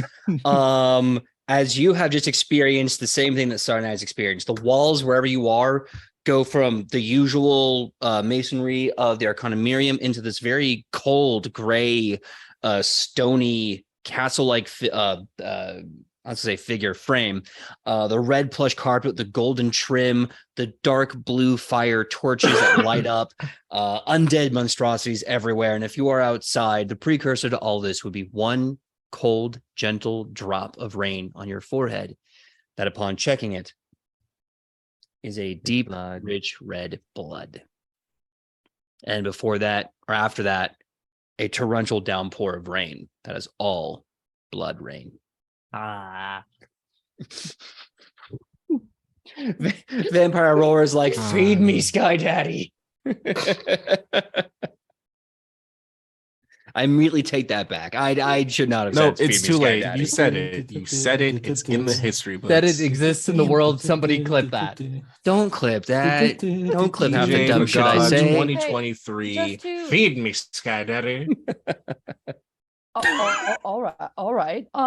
So just to clarify, so we all in our respective areas are experiencing blood falling from the sky, Yes. kind of thing. Okay. Mhm. I feel like Hero will just look up at the sky and like notice all the rain, and then look back to the room that he just came from and just be like, something tells me it would be safer if I just slowly finger gun myself and go backwards. But then his worry for his partners takes over, and I think he will go running and try to find Greta or Sarnai, whoever he's closest to. I keep forgetting the layout of the school, but like whoever right. he's closest to. I think I have some distance to cross to get back to school. Yeah, I was But- going to You know say what that. I can do? Turn into a I- giant bat. Oh, that's right. Fuck yeah, I'm here for the giant bat. I'm like a medium I sized love creature, how- rising from the so I school. can carry Eden with I me. love how Aubrey and I had the same idea. Hero will turn into his fox form to cover more distance, Mhm. because Okay. 4 legs are faster than 2, even though the 4 legs are very small. and he is but a fragile little being, but he will zoom and try to find his boyfriends. Okay. No one will hurt you. Well, because one you're- boyfriend and one partner. Absolutely. You have the I'm a cute animal, so no harm will come to animals. I know so- he will look around, see the undead, and he's like, "You can't catch me, I'm too cute." Just like zip through. So as you're running around through the undead, you cross the quad. And as you do so, you see a giant burst of static electricity, energy, lightning as time and space itself folds into a manifest and then releases. And as it does, with this deep vacuous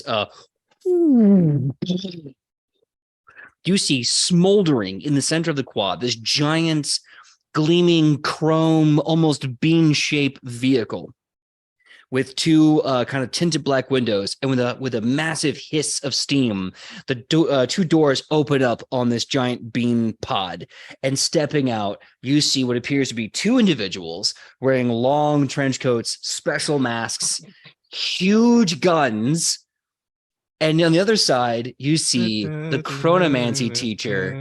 You see the chronomancy teacher, Amelia Bronskin, who has this device in her hand, and she's just looking around going, Franklin's eulogy. Where is he? Just looking around all over the place. Fucking excuse me? Excuses. Where we're going, we don't need excuses. Hero,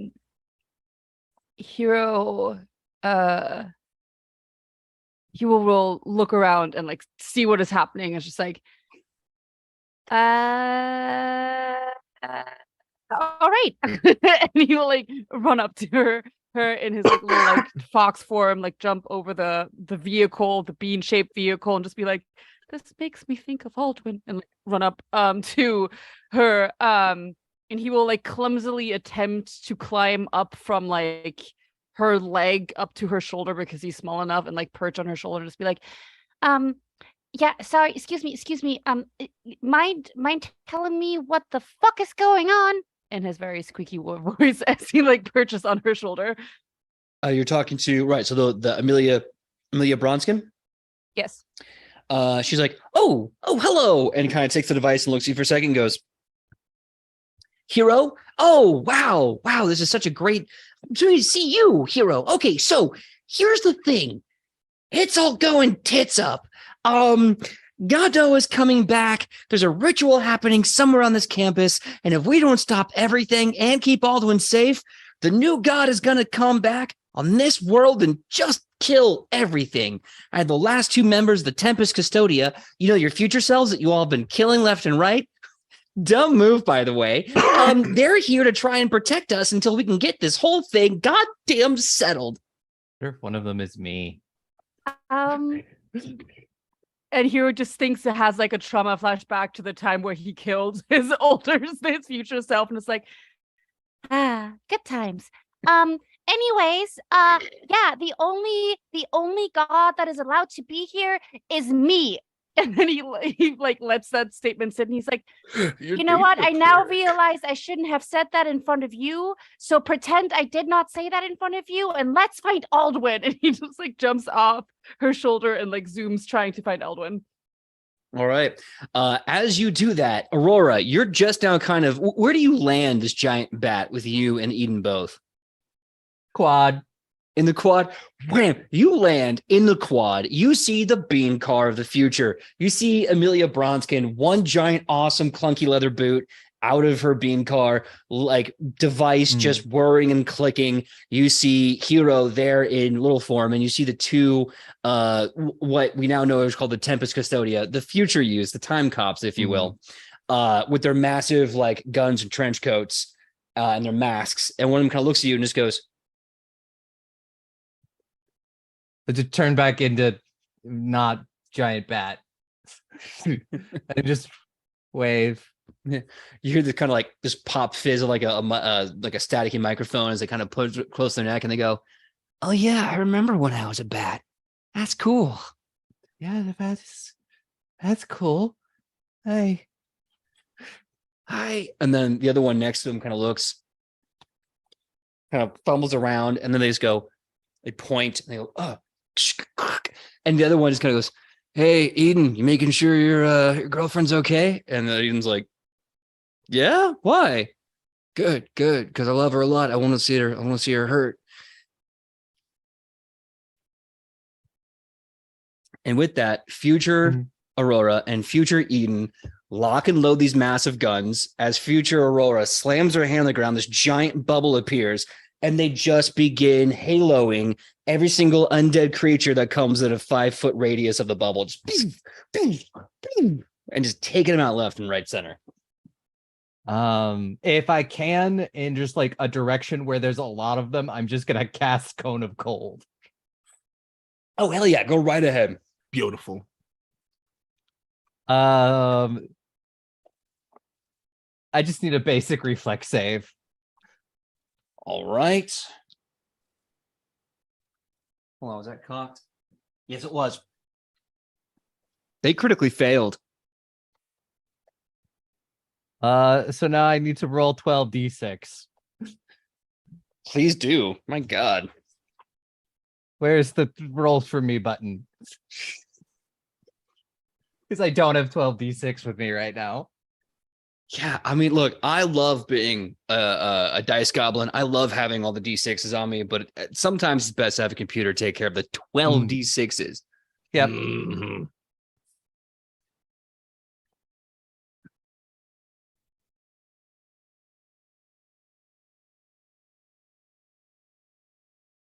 There we go. Reset. Yeah.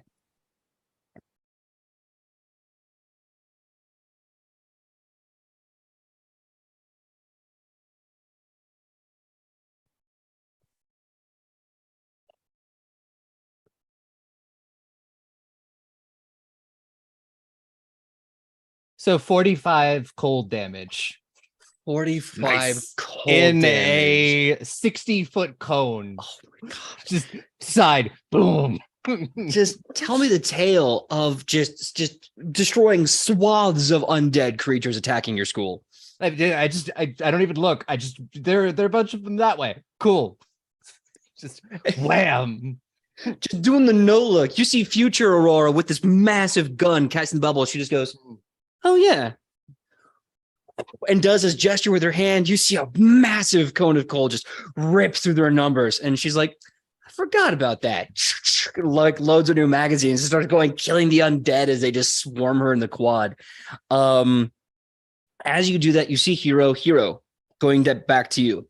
Amelia Bronskin looks to you and she takes your little fuzzy paws because you're like in your little fox form, and she hands you the device that she was scanning you with, and she goes, listen to me.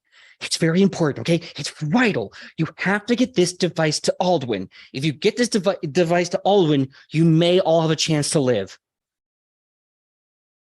Duly noted. Right. It's the same as the last incursion. 3 charges. 3 amounts of time control. After that, the device is spent, done, and dead. Tell Aldwin I said this. This device, specifically for you, can either reset time for an hour or speed up localized time on an individual. Give this to Aldwin, and the all of you save the timeline from Goddo. He's coming back now. Sorry, do you want to go first? I was going to just cast sending and tell Aldwin to I guess it's more of a not tell Aldwin to meet us anywhere, but go, Aldwin, things are bad. Where are you? Hero will take the device in his mouth since he's a little fox and use his superior sniffling. And I was it's gonna just figure like out where he was, and then I was just gonna well, you can figure out where he is. Hero will just run already. I feel like both standing around Here's will far more probably intensive. and with a mouthful, he'll just be like, and he will zoot to try to find Aldwin. All right, so you're running off to find Aldwin. Aubrey, you sent a message to him. Was it the message spell or sending? It was message, right? It was sending. Sending. Okay. I'm sending. So I was just gonna send, being like, "Hi, Aldwin. Things are bad. Where are you?" So cut to Aldwin. You are in the middle of just about the end of the picnic as you're just kind of packing things up between you and Melee and the food. Yeah. And then the blood rain starts to fall. The sky becomes crimson red. The clouds become charred orange. And the sun in the sky itself becomes a smoky black. And then you get the message from Aurora. Alden's immediate reaction is just, oh, God fucking shit. Aldwin, there's no way Aldwin is going to forget about anything that happened and how to stop it. So before like that, as soon as it started happening, I think Aldwin would also try to pinpoint where the source was. If I could do it, I have to like also, because I have detect magic, could I do that as well? Try to figure out where it'd be. Yep. And after some time, you would get the same schools of magic and the same locations, the occult class and the chronomancy class. And remember, you can reply to the message. Yeah, this is like before this happened, before we got the message. Because Aldwin would be acting immediately. And I don't think you got there immediately. Aldwin would also look at Melee and just, shit is going down, Melee. I'm going to go. God, fuck, I'm going to the chronomancy class. I need you to get to safety. I absolutely refuse to lose anyone else. Melee nods, stands up, kind of looks at you with a smile, a very, very cocksure smile, and he says, "Same shit, different day, my man." And as he does that, you see Parthenax come up from behind him, open his mouth, and drop into his hands his rapier. With a swish of his wrist, he salutes you, and he runs off with his summoned companion to go fight the good fight. All right, here we go. And so Aldwin is running. I'd say that's probably when they get it. And just like running is like, chronomancy class, that's probably where one of the rituals are. Like, there was two of them. The other one is in the occult. Either me, that's chronomancy, or the occult. I don't. And that's where they're going.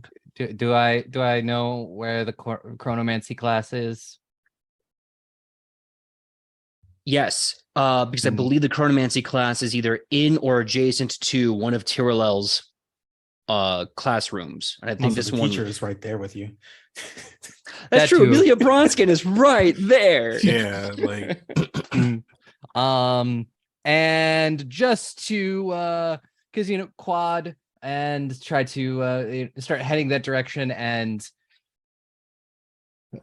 oh wait, no, I can't take another person with me. Urgh. I was gonna use my Stargate, but then I realized it's like Dimension Door and I can't take another person with me. It's only me, and I want to make sure Eden's okay. So grab Eden, we'll head through using whatever I need to clear the way. Have gouging claw. Start punching these things, hitting them with that or my umbrella. Okay. So you're fighting your way to the chronomancy class. Have you told Hiro about the chronomancy class? Okay. Cool. Hiro ran off. That's a good point. Hiro is following the scent of cinnamon and home to find Aldwin. Okay. that's so nice. So let's actually go to Grida. We haven't heard from them in a while. Grida. So you're now trying to find Sarnai because you've got the book and you're like, well, I need to have this like talk with Sarnai before I talk to Lanny. Literally all chrono hell breaks loose. Oh God, fucking damn it. Immediately as soon as they spot like the sky like turning red and they feel like the first drops of blood, they're like, motherfucking. They shove their bag in their book. They reach down, go like shoulder deep, pull out their shield, gets comms, and like, all right, here we go. They hop up on like a table or something that can give them a little bit more height. Short squad, and they're gonna start barking orders. Everyone here's a fighter. You go to school here. You know what's up. Read the signs.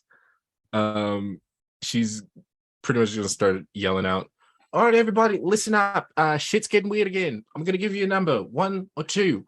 1, you're going to head to the quad. You're going to lock that shit down. You're going to make sure that everyone has a nice, safe place to like, chill and get back on their feet in case they get too fucked up. 2s, run around campus, get anyone back on their feet, send them to the quad. If they look like they're good enough shape, take them with you. They have the same mission as you. Anyone with connection to the god, champions, clerics, whatever you got, even if you are just good at combat medicine, ignore everything I just said. Focus on getting people back on their feet. Have it. If you want to stay in the quad, if you want to stick to the other groups, that's on you. All right, break. And she just starts patting people on the back like 1, 2, 1, 2, 1, 2. Give me a diplomacy check really fast because it's kicking off like crazy. With advantage because people know I kicked ass during the last incursion. No, with a +2 incursion. because you are champions of the beach episode we had forever. You know what? ago. I'll take it. You said diplomacy.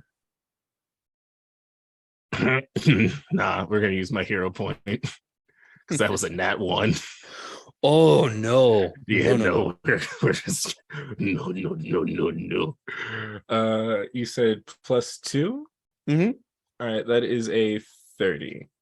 Okay. Your 1s and 2s break off and do exactly as they are told. In the midst of chaos and the ruckus violence of this Armageddon, they hear your orders, they understand your orders, and they execute them. They're breaking out. As they break, where are you going from there? I think recognizing the patterns. Sorry, Sonny, you're gonna have to wait. And I'm gonna try and run off and find Aldwin. He's probably going to be the hottest target. He's going to need a little extra muscle. Okay. So you start to intercept Aldwin. You're kind of following. How are you following him exactly? That is an excellent question. I try and think about his schedule, like what I know about him, try and figure out where I usually see him, like about this time of day, which definitely won't work because you're on a date right now, but it's all good as Scott. Okay. Why don't you give me either a perception check or a survival check for tracking? All right, 35. I went with perception. Okay. Yeah, you are easily able to catch up to Aldwin, Aurora, and Hiro. And as you start to kind of form one unit, we're going to cut to Sarnai. Sarnai, you are kind of never-ending story your way, Atreyuing your way. Where are you going from here? I don't know what never-ending story is. So it's okay to move from the 80s. But you knew it was never-ending story. Because you said never-ending story, and I'm like, I know it's a movie, but I don't know what it is. There's 2 of them. Yeah, there's 3 of there's 3 never-ending stories, but only 3. That's what's funny. Really? It's like the never-ending story that ends in 3 movies. Yeah, and Atreyu, I think, is Falcor. Falcor is the dragon. Falcor Atreyu is the is boy the that luck rides dragon. him. The Yeah. He weird looks like a dog. Dog dragon, goat yeah. dragon. I'm Newman. Going to the occult classroom, like I said. And my intention is, I remember last time it was I had to destroy the centerpiece of power, essentially. Mhm. So that is what I'm intending to do, basically. Okay. So, if you don't mind, then we're gonna have to join the others for this chunk, and then get back to you if that's okay. Sure. Okay. So, everyone else, you're going to the chronomancy room. You come into some light resistance, mostly what little cultists are still alive, and they make for easy targets. As you hewn through them, you eventually get to the chronomancy room. The guards in here are, again, more cultists, easy to cut down. But in the center of the room, stuck in a cage of force, energy, a containment of magical power, and with a sigil underneath them, Aldwin. What do your parents look like?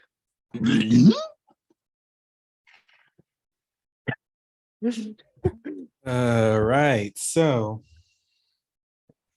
mom,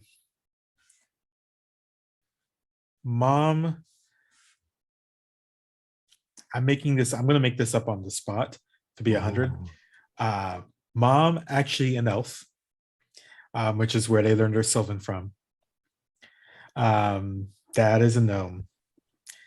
Dad was a baker. So they wore fairly common clothes always because they always got dirty. They had a shock of just gray and white hair. That's just how it always grew out. And they had rounded glasses. Mom was, I guess, adventurer. She's the one that's traveling, the one that would actually fight, the one that would kick anyone's ass if they looked at her wrong. She had long black hair and was considerably taller than Dad. And tended to dress like she was ready to fight always. Okay. You see your parents exactly as you described them. However, they are dressed on the day of the seas, dressed on the day in question when you lost them, when Abuelo became your parent, when the ritual worked and some of this kind of kicked off, or maybe it was always supposed to kick off because that's what Godot wanted. Who can say? But what is important right now is that these two, your parents, that you've not seen in your childhood, are alive in the flesh, in this container, in this sigil. And they look to you as now a grown college student. Even ever more in your sophomore year, they look to you.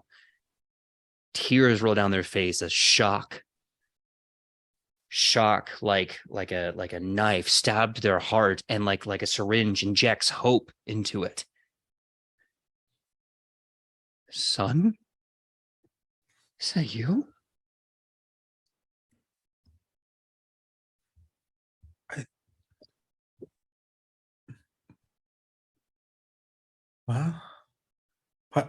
Padre,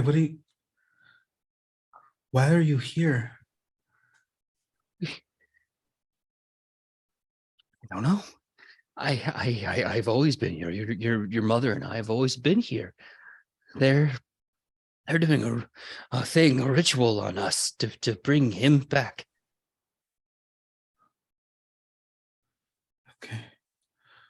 Okay. All right. I'm gonna get you out of this. I'm gonna stop this. Then Aldwin is gonna I assume the rest of the group is here just like, there's another ritual in the occult classroom. I just need one person to help me with it. We need to stop the other one. If someone could go over there as soon as possible. And yeah. I got it. Thank you, Greta. And also someone find Sonai, please. Knowing that big luck, he's probably already headed to the other one. Very smart. Meet up Yes. with him. Okay. Shit. All right. And they're gonna look at the parents and just basic disbelief, but also like no time to process feelings, no time for anything right now. They're gonna look. Would like Aldwin understand or comprehend how to destroy a force gauge? Give me an Arcana check.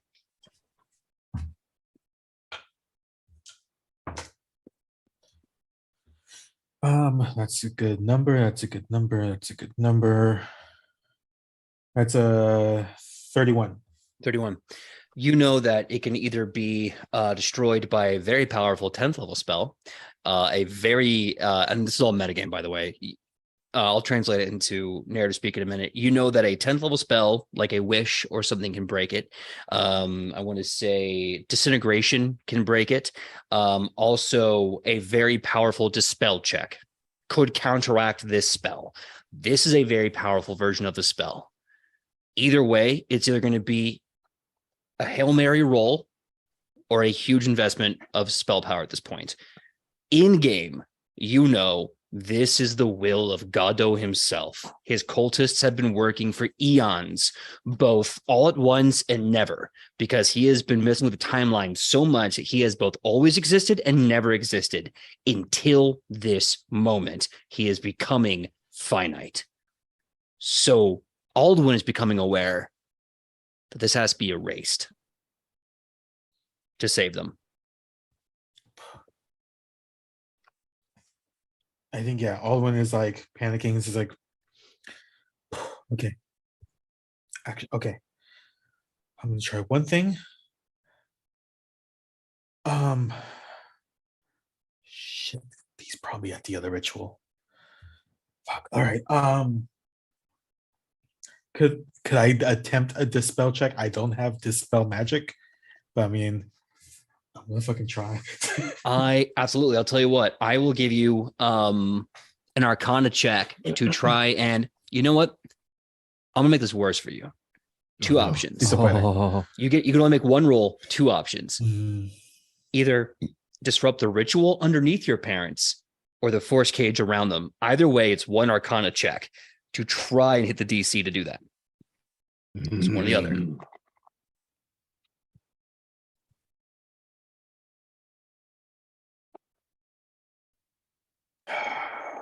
Fuck. Alduin disappeared. He disappeared. Yeah, I was like, shit, did you think that hard? Yeah. Alduin had such a He really crisis, he tried to- literally vanished from reality. It was amazing. Lord. All right. I'm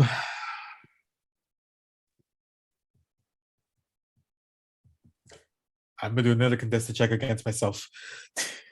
All right, go right ahead. Cock. Fucking shit. Yeah, no. I rolled a will save to see if I would think about trying to stop the ritual. No, I rolled a 2. It's not gonna do anything. I'm gonna do a turn check to try to break the cage.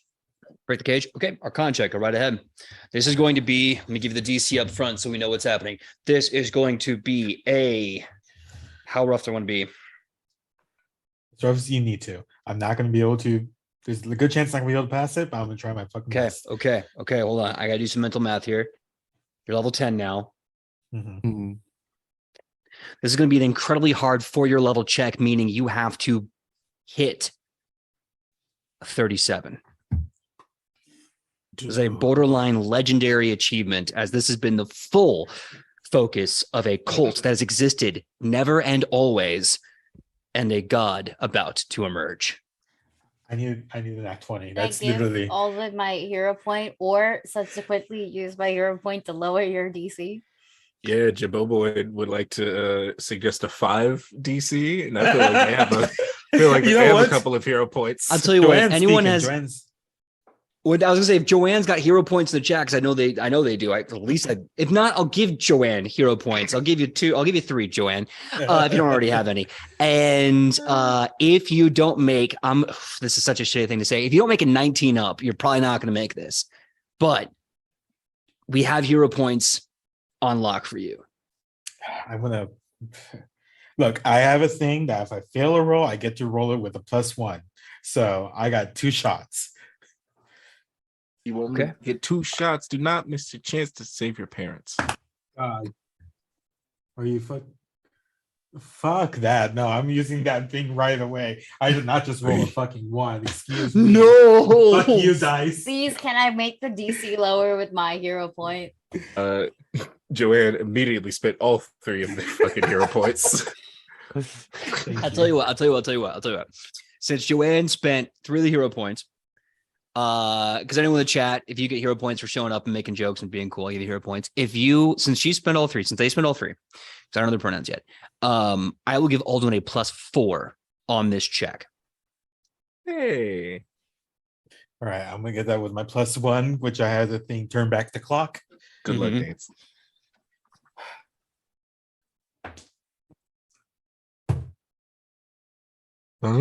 What is it?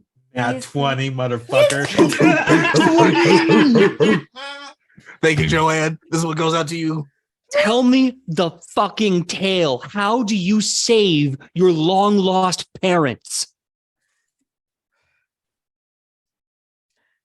Aldwin is under just immense just need to not lose anyone else. They are going to, I think how it looks is Aldwin is just going to take out their focus, which is Abuelo's old cross from Desna, and focus everything into it. They're raising it and they are like lowly chanting something, which actually is a prayer that they learned from Abuelo. And what it looks like is that this focus is glowing brighter and brighter. And Aldwin looks like, maybe because I had to use turn back the clock, it looks like they are kind of staticking in and out of place, that they are doing everything that they can from the timelines that they've traveled to try to break this. And I think with anime as moment that the focus does a bright light that shimmers, makes a sound effect for some reason, and there's a bright light that surrounds the room. Aldwin's focus crumbles, because there's no way they would have been able to do this by themselves. Something needed to be lost, and the force cage glitches in and out and then dissipates. As it dissipates, as you watch this, you realize at this point in time that as you've been praying the prayer taught to you by Abuelo, your mother and your father are on their knees looking at you, praying the prayer with you. All three of you are conjoined by the will of your grandfather, his wisdom, his words, his faith, his love for you all. And as it crumbles for the first time since your memory has been founded and granted to your mind, you feel your parents' touch. And the roaring static of television fades into the gentle sea breeze, fades into right here, right now. As your mom and your dad hold you in their arms for the first time since you were that young child on that boat before all of this happened. They kiss you, they hug you, and then your dad weeps with a look, no words, but a look. He knows he has to let you go. And he looks to you and he says, Godot is coming back, Nino. If he feeds upon you, he will become a god. He is only here in form. He's still killable, but if he eats you, he will ascend. You need to go. Nino, we're so proud of you, but we can't keep you. We can't hold on to you. You have to go do your thing. You have to be a grown-up now.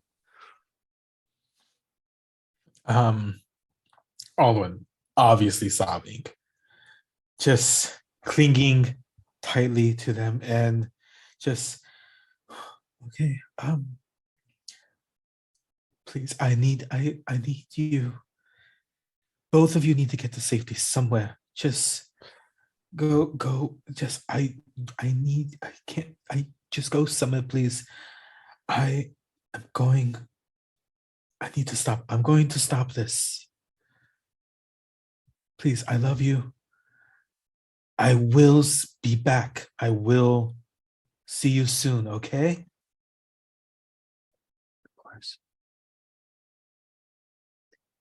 Your mother kisses your forehead and then pats you on the shoulders. Be brave, Nino. We love you now and forever. And then Aldwin lets go, slowly steps back, and suddenly aware that there's other people in this room.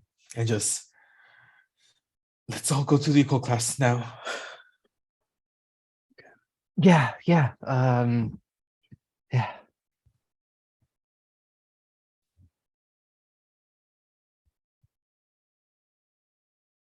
So I'm assuming you are now leaving to go to the other classroom, right? Where the other ritual Yep. would be, yeah. Okay. Really fast. Could my amazing TD please play the song I told you to play in the little message there? Fucking.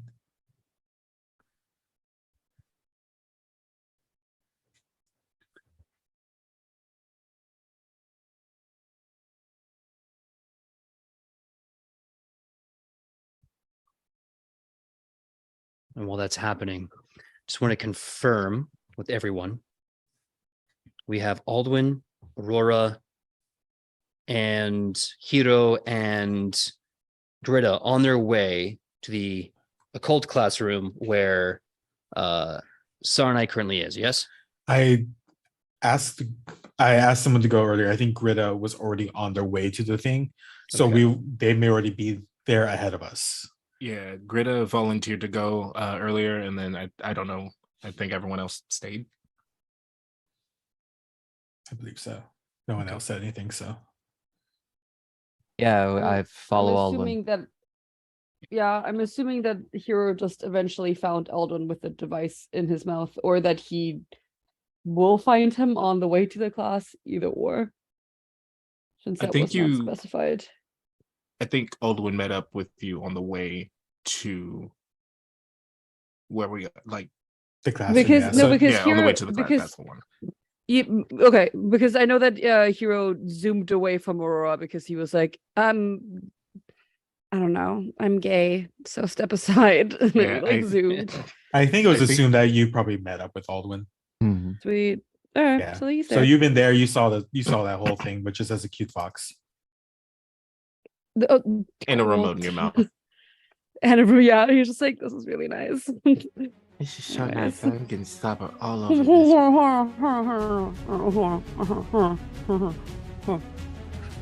There we go. So, we cut to now, Sarnai and Greta, as you begin to enter the occult class. The fun, campy, mundane magics are now scrabbed with horrible profane heresies to time and space, embedded in blood and scratched probably in bare-boned finger on the wall. Moving through, you see cultists in a large ritual location, just ending their chant. A bolt of lightning breaks from the sky, forks and hits each one. You see them convulsing with a smile on their face as they are aged to dust. And as that dust just lands and cakes the earth, coalescing in that lightning, a familiar form begins to emerge. Everything begins to fly at you, trying to barricade you from the room. I need both of you to give me athletics checks to fight the room itself as it tries with all of its might to force you out. I'm riding on Naga, so does that mean I should just use her stats instead? Mm-hmm. Absolutely. Amazing. Now, if you will just excuse me really quickly as I realize You don't have Naga stats up. I do have Naga stats up. I just didn't give her perfect. the ability score increase that she has. Which means... So you I mean, don't it's a have good Naga thing stats I up. wasn't... I do have Naga stats up. The idea was it was just like the button I have to click. I forgot to click it. Because Click Naga the can get button. even more jacked is what I'm finding out. Get more swole. Yeah, Swole for the swole god. Oh dear. Yeah, that's an athletics. Okay. Oh shit. Good shit. I should say. Just I'm on an inability to do math. 34. 34. Okay.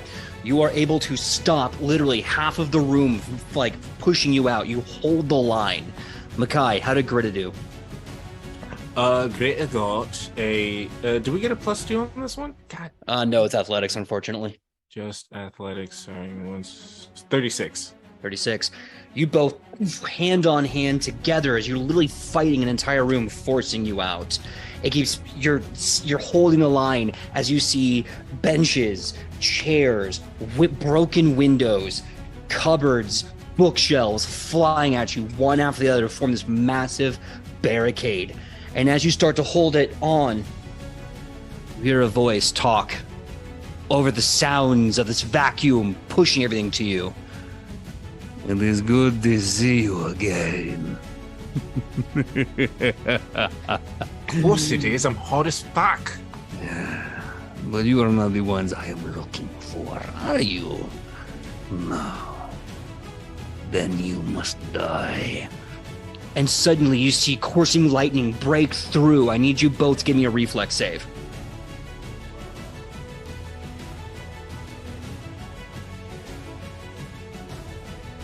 Uh, 32.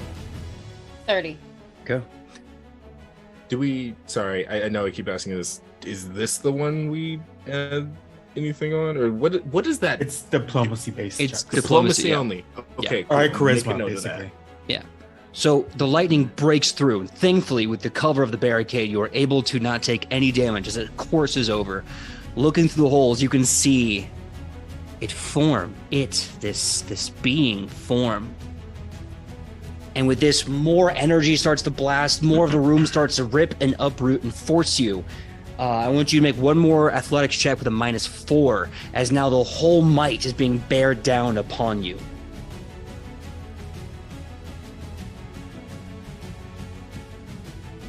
You said -4? Mm-hmm. 35. I got a 19, G. Oh, no. 2 19s in a row. Let's go, legit. actually. Yeah. So I was looking to see if I can do anything else. Let's just do this thing.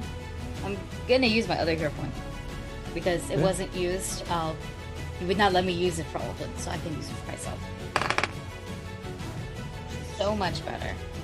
Wowies. Wowies, zowies, mowies. And then you said -4? Mm-hmm. 33. 33. You both are pushed back, but you don't break the line. You hold strong as you are fighting an entire room against a would-be god. But this lasts for minutes that drag on like hours, until finally you are joined by the rest of your team. I do it's almost one thing. Please, yes.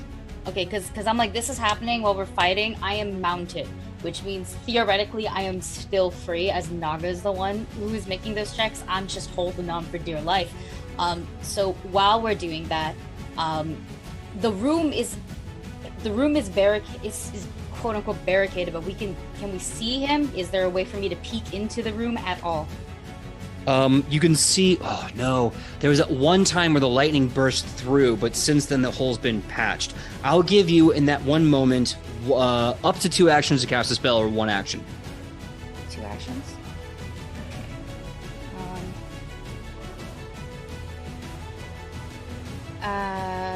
I have such a plan. I got such great plans. I have such a plan. You said 2 actions. 2 actions to cast a spell, or 1 action. So, like attack, cast a spell, run, something like that. I'll cast a spell. I'm going to wait. Do I have a better idea?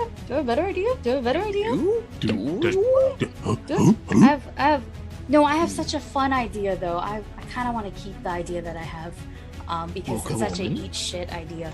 Go for it. So Britta would have definitely have seen the kids at some point in time. I don't think I would have been flying with the kids while debris is attacking us. I probably would have hid them somewhere, like behind, I don't know, a crate. Just something is Metal Gear is Solid there. them, put them in a box. Yeah. Just drop them off, and I feel like they would know not to run around anymore because there's shit flying at us, heavy shit, bigger than them. Because of that, I'm just going to use 1 focus point to shadow jump with me and Naga into the room. Okay. Cool. So what happens is my range is 120 feet. I can get myself into the room. I can teleport any items, but I can also specifically teleport a familiar with me because they're mine. And as long as I see a clear space, I can do it. So that is what's happening. As quite literally, I think while Sarnai is on Naga's back, they will spread their wings nice and wide, and then you just see them, you see both of them turn into this pin needle like shadow as they just kind of slink into the room. And since I have 120 feet, I'd like to get the drop on him basically and put us both to flank him. I'll tell you what, you can be physically positioned there, but time-wise won't work out for you to do anything just yet. Yeah, no, I just want to position him to keep him occupied because... Surprise, motherfucker. Yeah. Gotcha. Cool. So at this point in time, everyone else has rejoined from the other side of the barricade. Sarnai has vanished from Gritta's sight, unbeknownst to them, flanking Godot as they reform into this world. Everyone is there. Now, correct me, Dusty, you also left with them? Or did you take a few minutes and then catch up? I think we left at the same time, yeah. Okay. All right. So, Fee, are you still in kitsune, like little fox form, or are you in your full form? Fee, are you still in little fox form, or are you in normal kitsune form? You're asking so many questions. I think once he gave Aldwin the device, he probably turned back into like his human form, realized that his saliva is all over the device. It's just like, I'm so sorry, and like frantically tries to clean it up, and then hands it back to Aldwin. And it's like, there you go. Let's ignore all of that. Okay. It's all good. I don't have any time to care anyways. Okay. So, once you all arrive, Gritta, you see them arriving with the device in Aldwin's hand. All of a sudden, the barricade just flings to opposite ends of the room. Sarnai, I need you to roll for me a fortitude save. Yes, you do. Okay. Fortitude. You also need one from Naga, right? Unfortunately, yes, it's an AoE. That's fine. Mm-hmm. I just need to know if I need how many times I gotta roll.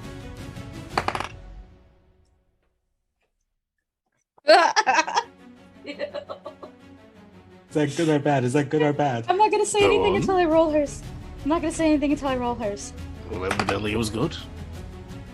Okay, so this is gonna sound weird, but I think I canceled myself out.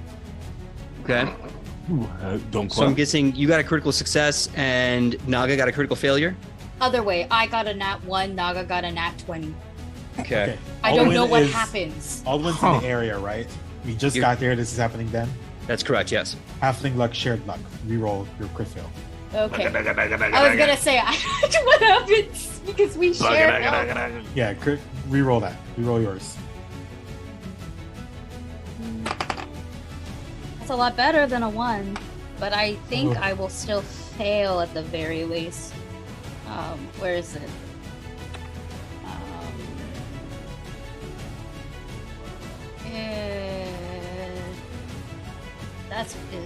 Is that actually my? No, that's the wrong stat. I bet. 29. 29. Okay, yeah. Unfortunately, you're going to fail. Mm-hmm, thought so. So you're going to be taking 49 negative damage. I can take it. And as that happens, you kind of feel everything start to stiffen and slow in your body. As Godot finally looks Aldwin in the eyes. My father, my scion, my anchor, my reason for being. I must thank you for coming here this day. To be here for my christening. I have loved you for so long. But you were so dangerous that I had to go back and leave a piece of me with you forever. I gave you my greatest part of me. I gave you my hunter. And as he says this, Britta, give me a fortitude save. I don't like that. Hang on. Why? No. What? Stop that. Hang on. Wait, is this what is this? Is this like a manipulate action? Hey, PJ, did you I think you gave me a second hero point earlier this game? I don't remember, unfortunately, giving you a second one yet. For a joke I made. Am I misremembering? Because I'm like legitimately asking. I got an extra one. Can I give it to Makai? Since You know what, for right now, technically- yeah, since I absolutely. technically didn't use it. Thank you, because that was a natural one. Yep. I got a plus 19 to fortitude saves. I rolled a natural 1. Okay, that's much better. That's a 35. 35. Okay. 1 second. Because unfortunately, you are still going to take. God damn it. 53 damage. The Yeah, I good get thing that, is, you're not drained, because as Godot says, I gave you my hunter. Makai, you feel a gaping maw slam into your fleshy neck and riding your throat and draining your blood. Alduin, you see Mateo. Fuck. And as he unhinges his jaw, claws unfurl, Godot smiles and says, my proudest boy, my child, my hunter, my Mateo. And this is where we're going to end episode 17 of Wayward Arcadium. That was rude. Next episode, the final fight.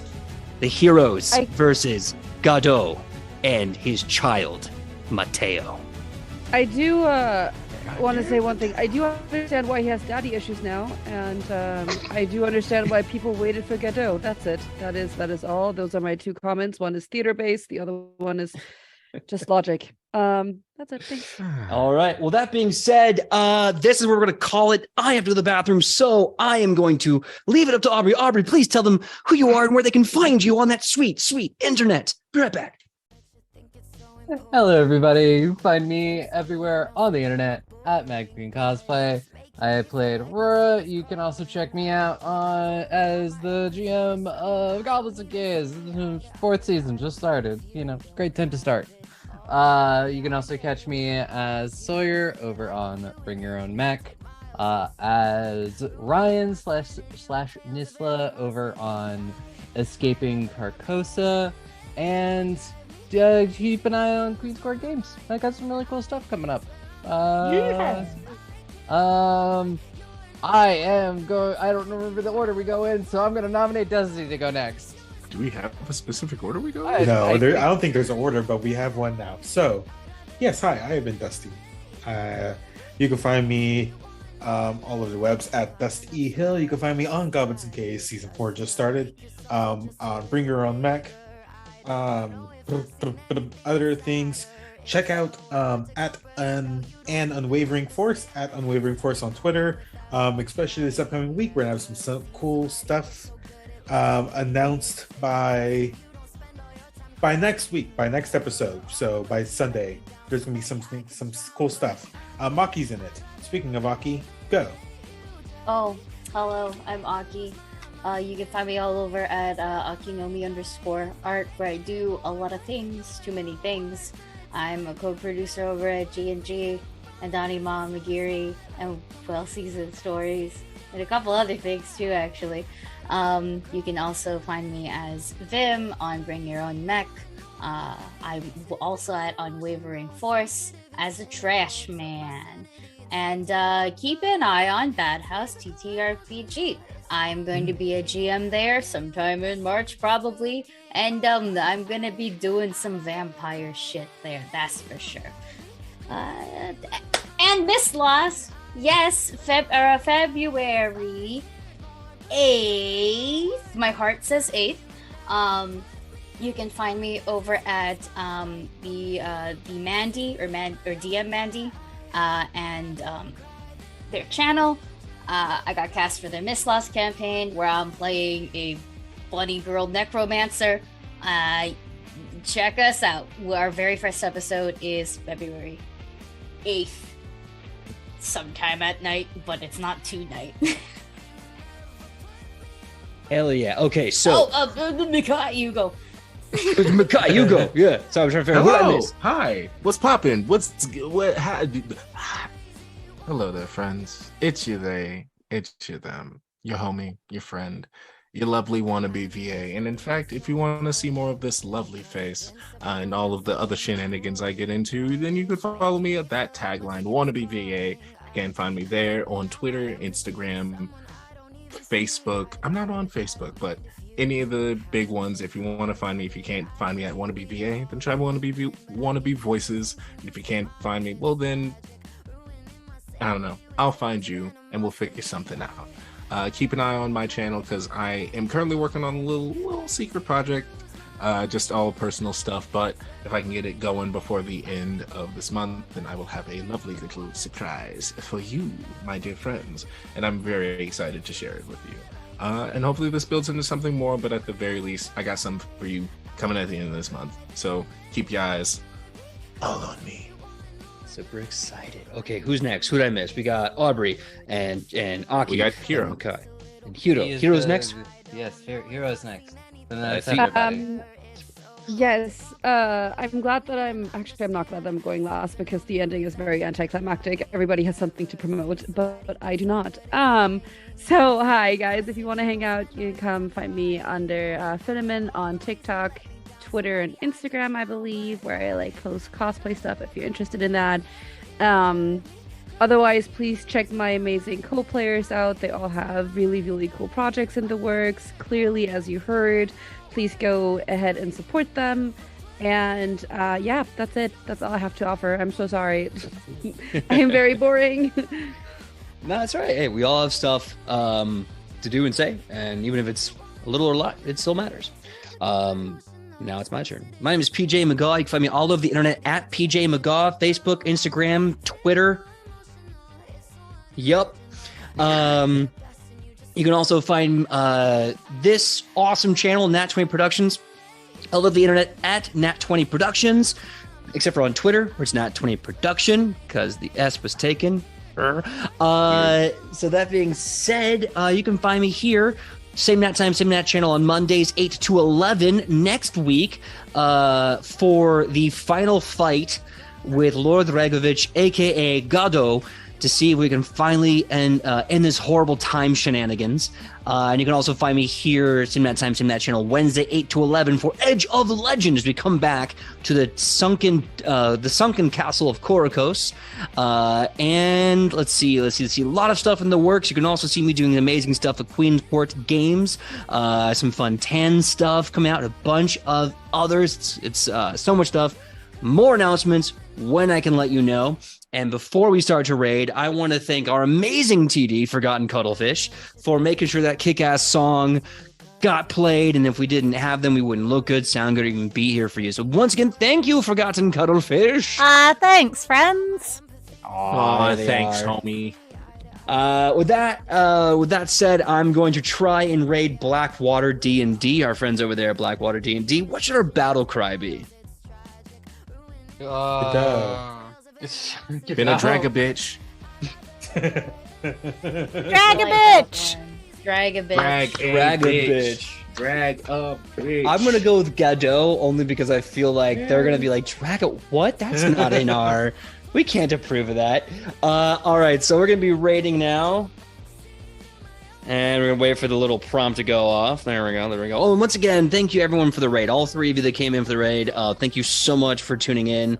And thank you for making our week back after a nice 3-week break. Truly epic. All right. So we're going to be rating now in